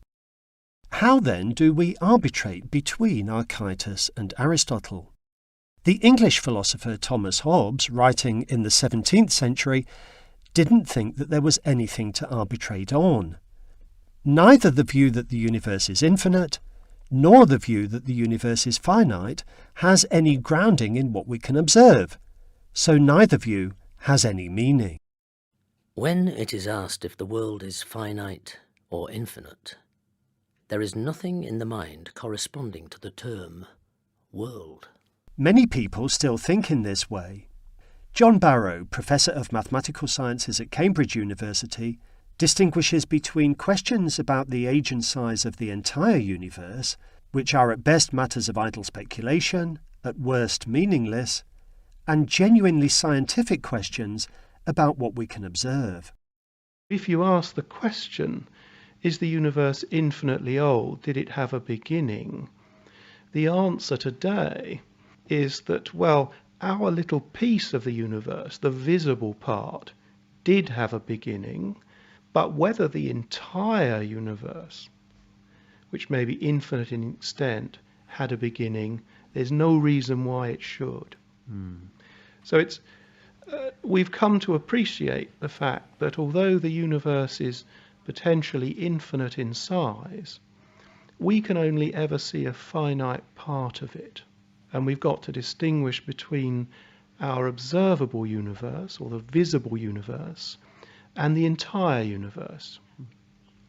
And so when you hear someone saying, well, I think the universe is infinite, or the universe is finite, if they're talking about the entire universe, this is a philosophical statement. It can never be confirmed.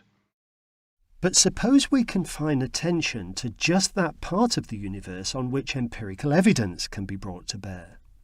Can't we legitimately ask whether this is infinite or finite, even if neither alternative is directly observable? The great English scientist Isaac Newton certainly thought so. He argued in the 17th century that the matter in the universe must be infinite, on the grounds that if it were finite, and if, as he also thought, matter beyond the solar system was stable, then it couldn't maintain itself in gravitational equilibrium, and so couldn't avoid collapsing into its centre.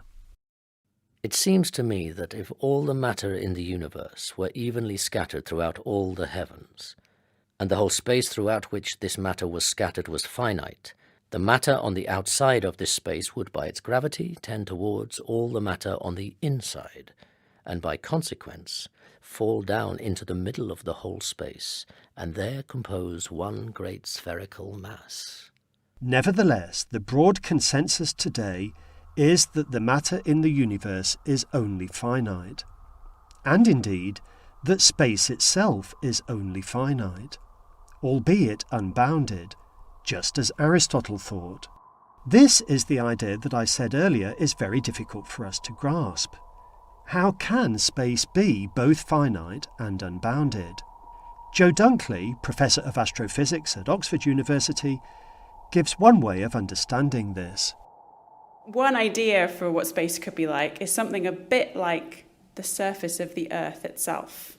Okay, so if you imagine you're an ant crawling around the surface of the Earth, or even a person walking around the surface of the Earth, there's no edge to that. You can go off in any direction you like, and you'll end up coming back to where you started. You can walk all the way around the surface of the Earth, and you return back home, if you can cross the oceans.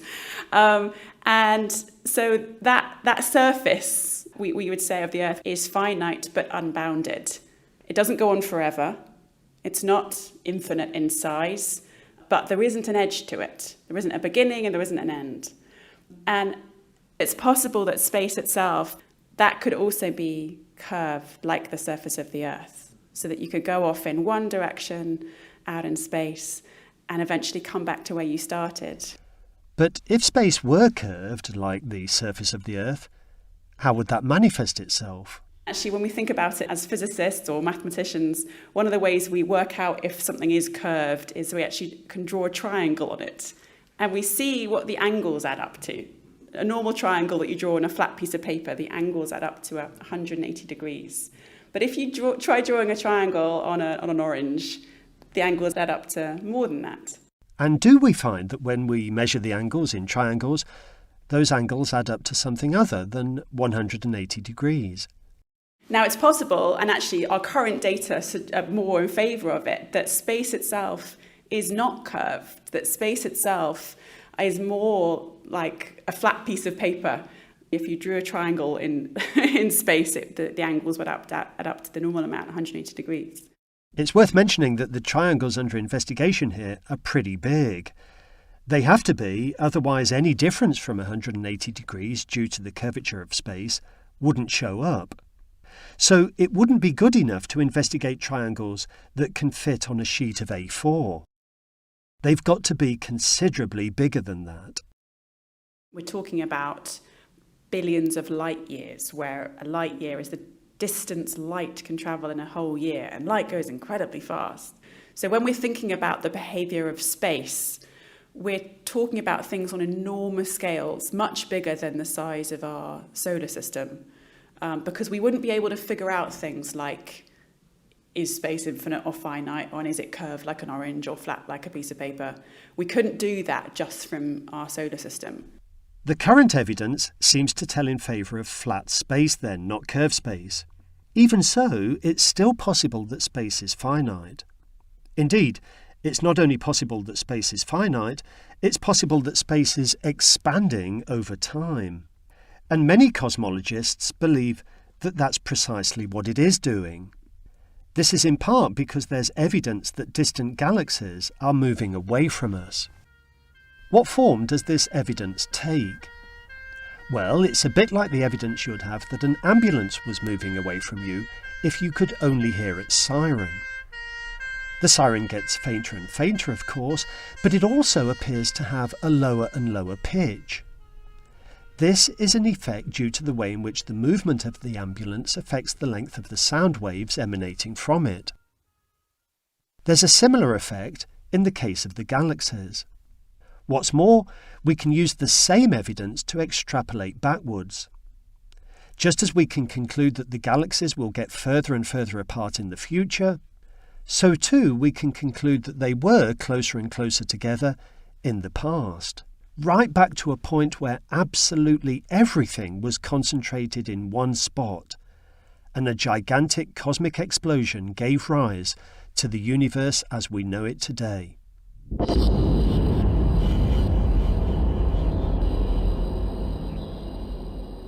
A finitely big universe, which began at a particular point in time finitely long ago, this might be thought to be music to the ears of most scientists.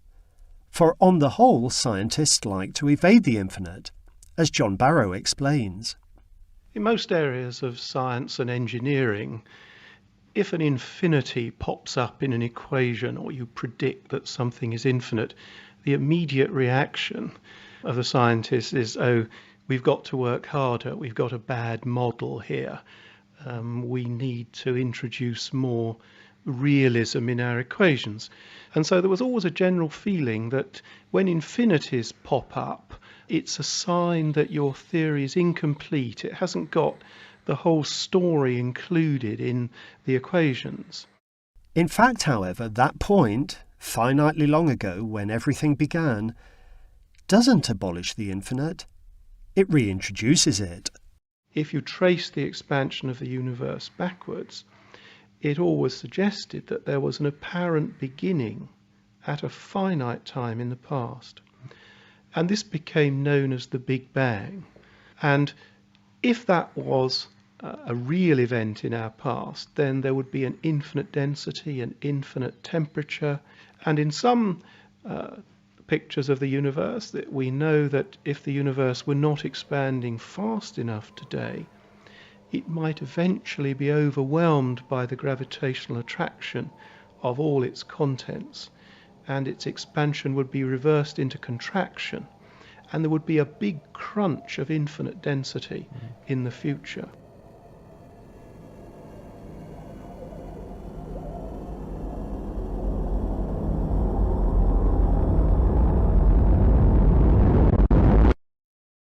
Ooh, but not to worry. We shall all long since have departed by then. On a more theoretical level, however, this is concerning. For, as we've noted, scientists are troubled by that kind of infinity, as John Barrow emphasises. Once you have an infinity, you can't predict. If you have an infinite density or an infinite physical quantity somewhere, then on the other side of it, anything can happen to the future. So there's a breakdown of predictability. At the beginning of this series, we saw that ancient Greek thinkers could neither fully make sense of the infinite, nor simply ignore it. 2,500 years later, we find ourselves in a similar position. Exploration of the cosmos invites us to reckon with the infinite at points where we're not sure what reckoning with the infinite even is.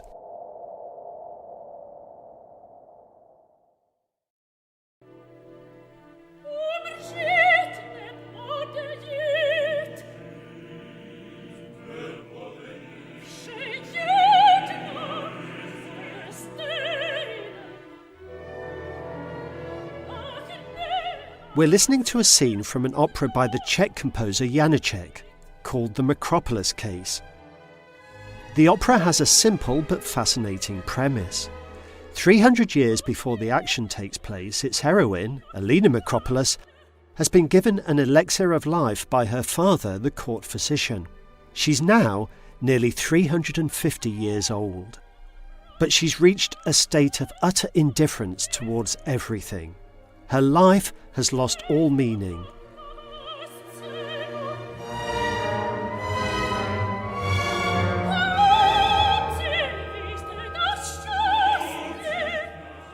In the excerpt that we just heard, it is Macropolis herself who is singing, and this is her lament. Dying or living, it's all one. It's all the same thing. In me, life has come to a standstill. I cannot go on. In the end, it's the same. Singing and silence. Macropolis refuses to take the elixir again and dies. Janacek's opera raises some profound questions about life, about death, about purpose, and about our very finitude, or finite nature. It's an undeniable fact about us humans that we are finite. But how should we understand that fact? And what attitude should we have towards it? This will take us to the very heart of what most concerns us about the infinite, how we relate to it, and what this tells us about ourselves. Human finitude has many facets. We're part of a reality that is, for the most part, quite independent of us. We're limited in what we can know, We're limited in what we can do, but most obviously of all, we have spatial and temporal limits. Not that it's entirely straightforward what these spatial and temporal limits are.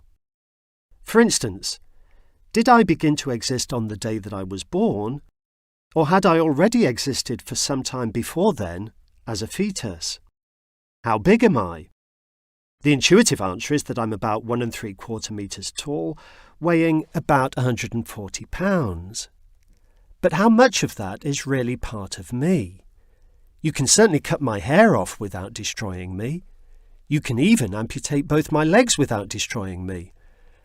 There are some philosophers who conclude that I'm only about 7 centimetres tall, weighing about 3 pounds, greyish, the consistency of extremely thick yoghurt, and housed inside a skull. Others go further still and conclude that I'm not really a physical entity at all. But whatever we should say about such questions, human beings are certainly not infinitely big. And unless there's an afterlife of some sort, there will come a time when we no longer exist. How should we view that prospect? Is the prospect of our eventual and complete annihilation one to fear? Is it one to deplore? Does it threaten our life with meaninglessness? The Greek philosopher Epicurus, who lived in the 4th century BC, and his followers, the Epicureans, did not believe in an afterlife. But neither did they believe that there's anything to fear or to deplore about being dead. They didn't see why we should be averse to what we won't be around to witness. Sophie Chappell, Professor of Philosophy at the Open University, elaborates their argument. The Epicurean argument rests on a kind of inversion of Woody Allen's famous joke, "I'm not afraid of death, I just don't want to be there when it happens." The Epicureans, and specifically Epicurus himself, were of the view that death is not an evil to us, because at the time that death happens to us, we're not there to experience it. The Epicureans thought that the only things that can be evils to us are things that we experience, and so death couldn't be an evil to us. 250 years later, the Roman philosopher Lucretius, himself an Epicurean, reinforced the point by reminding us that we don't have negative feelings about the fact that we didn't exist before we were born, and the fact that we won't exist after we're dead, if it is a fact, is nothing but a mirror image of that. Look back again to see how the ending expanse of past time, before we were born, has been nothing to us. For nature holds this forth to us as a mirror image of the time to come after our death. Is there anything terrible there? Does anything seem gloomy? Is it not more peaceful than any sleep? Much more recently, the 20th century British philosopher Bernard Williams went even further. He didn't just dwell on the innocuousness of being dead, he dwelt on the awfulness of being perpetually alive. He wrote a famous article about this that took both its title and its inspiration from the Macropolis case, the Janacek opera with which we began. The article's subtitle was equally revealing. Reflections on the Tedium of Immortality. Williams argued that a never-ending life would eventually become just what Alina Macropolis's life had become, tedious to the point of unendurability. Sophie Chappell again. For Williams, the question is a question about whether something could be, at the same time, your life and also worth living for eternity. And the problem is that to be worth living for eternity, it looks like you're going to have to go on, either finding new things to do or finding new ways of being satisfied in doing the same things again and again. And that's a problem because it's only, according to Williams, if you go on doing the same things, if you go on having the same commitments, if you go on being at least close to the person that you started the process as, that you can talk about it as your life. So the dilemma is, can it go on being your life and yet be endurable for eternity? And Williams thinks the answer to that is no. What are we to make of Williams's argument? I disagree with Williams myself about this because, in the first place, I'm not so sure that we can't go on and on finding more and more indefinitely different good things to do with our lives. It seems to me there's a very wide diversity of ways in which we can find something worthwhile to do. But in any case, I'm not as clear as Williams seems to be that it's so very important that we remain the same person. If you consider the rather well-known example of the caterpillar that turns into a butterfly, or the seed that turns into a plant, well, in a sense, the caterpillar's future is the butterfly, and the seed's future is the plant. And in a sense, it isn't, because they're not quite the same thing. Maybe it's like that with us. Williams's aversion to immortality doesn't command universal assent, then. For some philosophers, it's just straightforwardly obvious that annihilation, followed by complete nothingness, is a very great and uncompensated evil.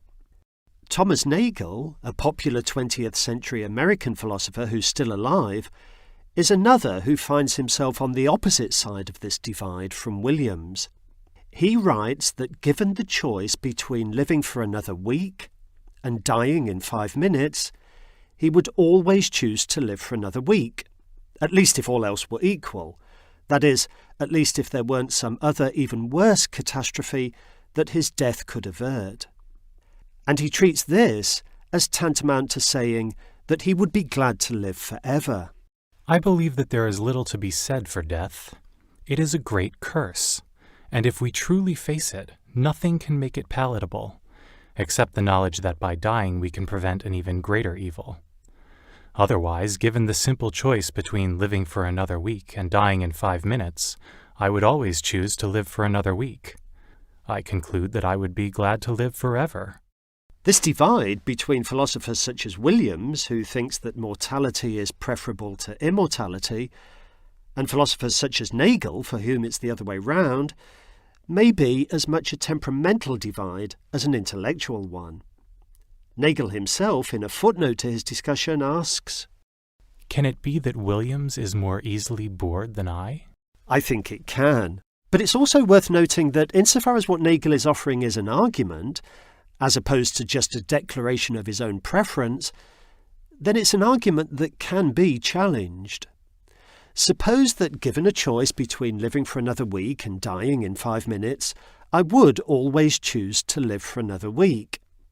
Then my weekly choices would certainly keep me alive forever. But this is not tantamount to saying that I would be glad to live forever.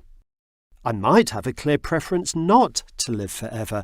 Indeed, I might be appalled at the prospect of living forever, yet still never want these to be my last 5 minutes.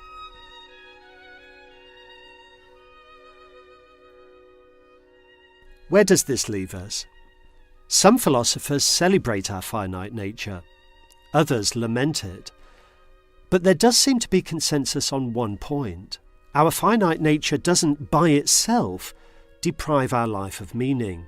Indeed, those who celebrate it typically do so because it helps to confer such meaning, while those who lament it typically do so because it threatens, in the fullness of time, to take that meaning away. Perhaps what this shows is that, despite our finitude, indeed because of our finitude, we are able in some sense to reach out and touch the infinite. This is something that the 17th century French philosopher René Descartes believed. Here is John Cottingham, Professor Emeritus at Reading University. I think Descartes and others were onto something interesting, that there's something about us, although we are obviously animals, we are obviously biological creatures, limited in many ways, but there's something about us that seems to reach beyond that. We have, if you like, transcendent urges or aspirations.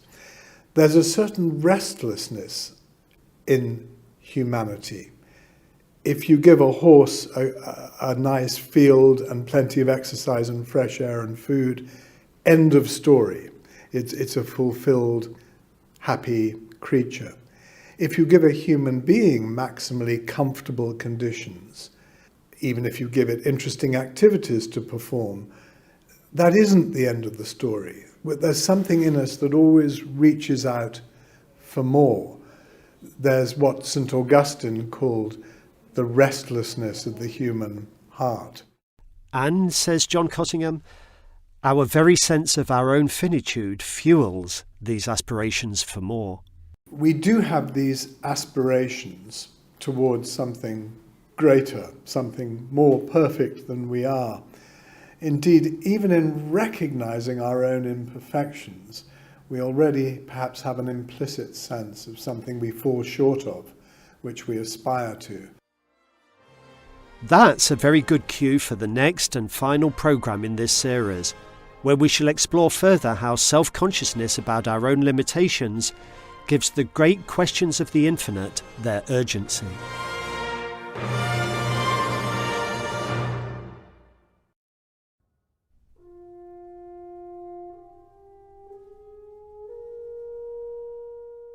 We began this series with a quotation from the 20th century German mathematician David Hilbert. Let's hear it again. The infinite has always stirred the emotions of mankind more deeply than any other question.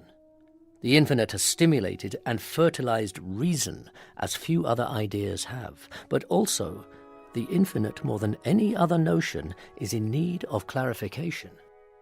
What we've seen since then has borne ample witness to Hilbert's claim. Generations of thinkers have pondered the limitlessness of space and time, the endlessness of numbers, and the perfection of God.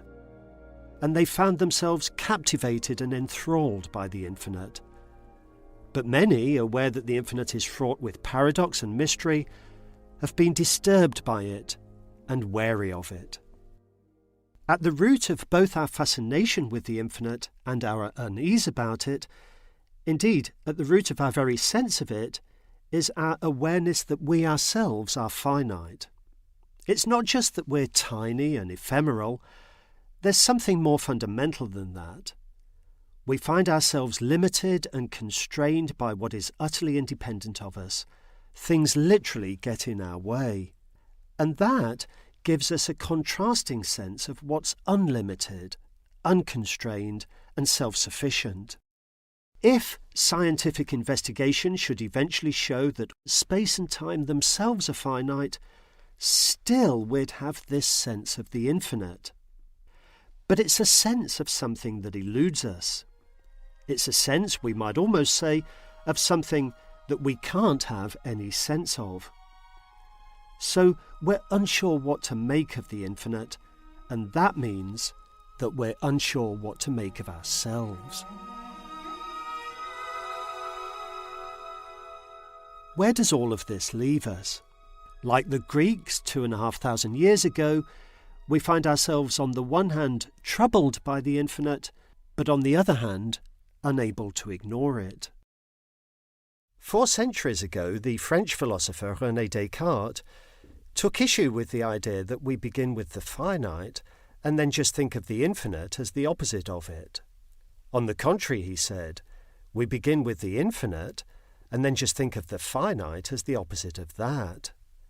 And this led him to argue that there must be something in reality, something infinite, from which we get the very idea. He had in mind God, but there's a non-theological version of his argument that survived into contemporary philosophy. Here's what the influential American philosopher Thomas Nagel writes about the idea of infinity in connection with numbers. To get the idea of infinity, we must understand that the numbers we use to count things are merely the first part of a series that never ends. Though our direct acquaintance with specific numbers is extremely limited, we cannot make sense of it except by putting them and ourselves in the context of something larger, something whose existence is independent of our fragmentary experience of it. When we think about the finite activity of counting, we come to realize that it can only be understood as part of something infinite. That's not the only variation on Descartes' theme in Nagel. There are other ways too in which Nagel thinks that our finite capacities point beyond themselves to something much grander. Here is John Cottingham, Professor Emeritus at Reading University. Although he's a materialist, or at least he certainly rejects anything like traditional belief in God, he nonetheless thinks it striking that somehow we've evolved in a complex way in such a way that we have a grasp of very powerful objective truths, the truths of logic and mathematics, for example, and also certain objective truths of morality. And this means, according to Nagel, that our minds are what he calls instruments of transcendence. They somehow, although we are finite biological creatures, they somehow reach out to grasp these objective truths. And that's a remarkable fact about us, which Nagel thinks can't be fully explained just by the random processes of biological mutation and natural selection. Even an atheist such as Nagel, then, thinks that we're in touch with something transcendent. But wait, our topic is the infinite.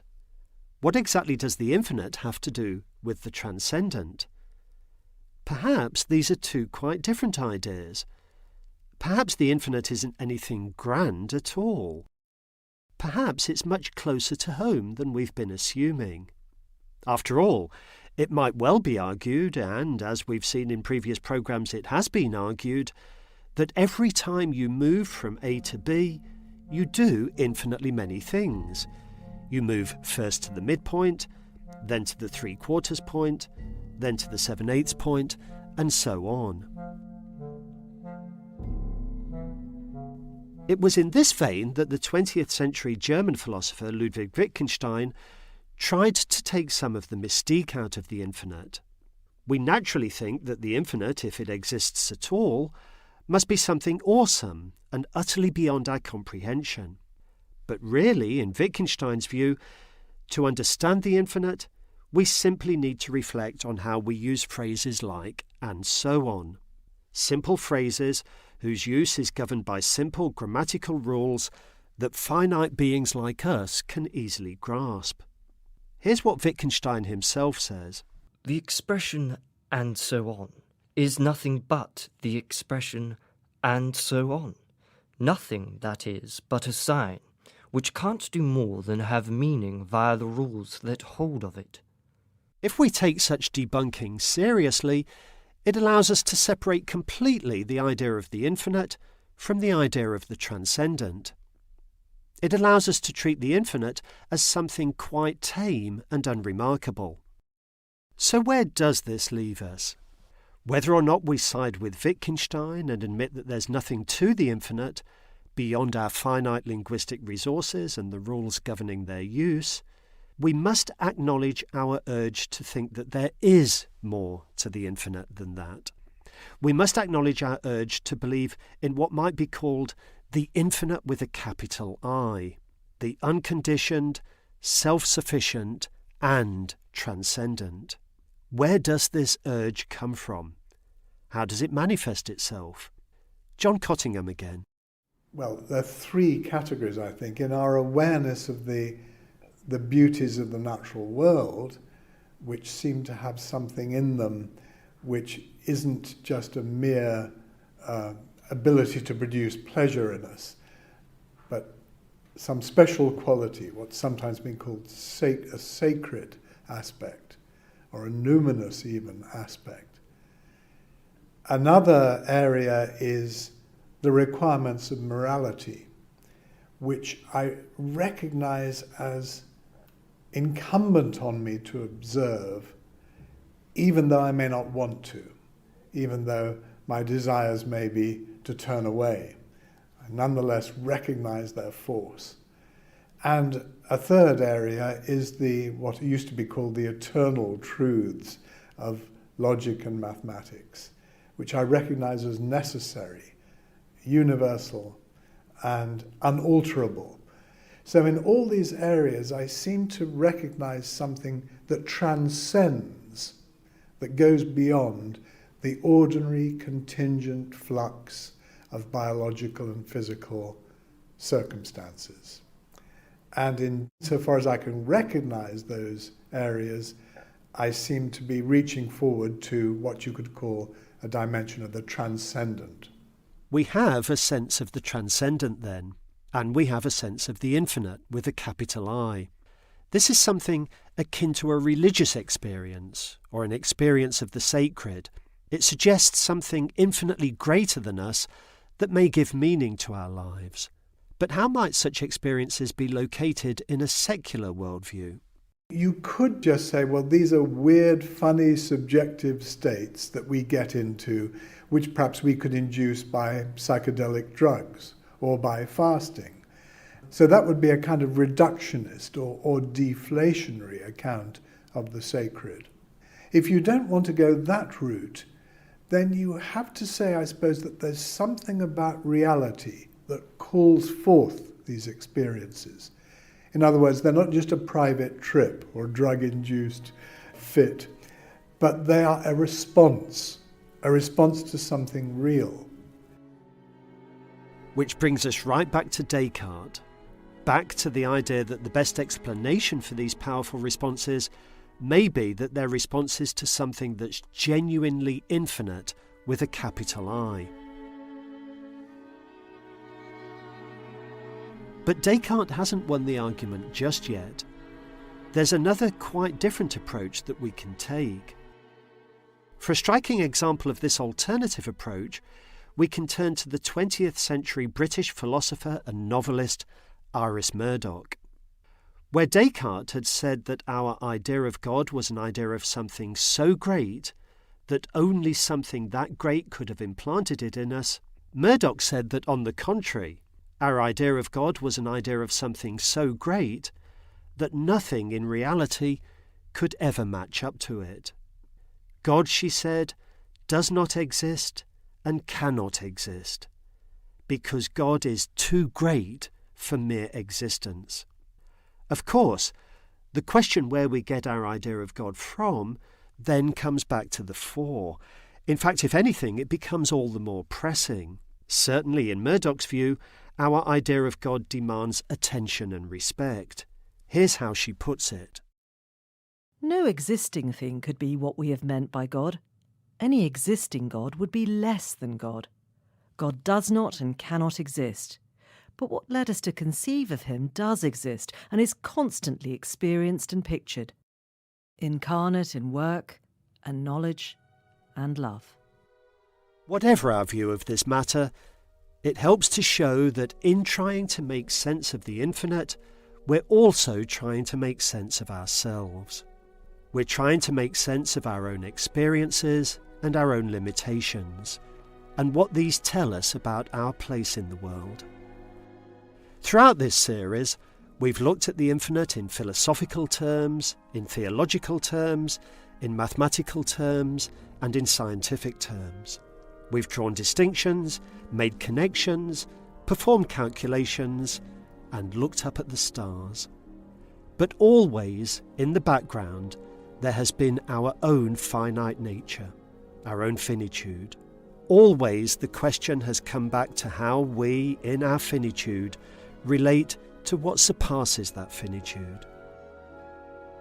However the history of the infinite develops, it is sure to be, as it has always been, a vital part of our own history.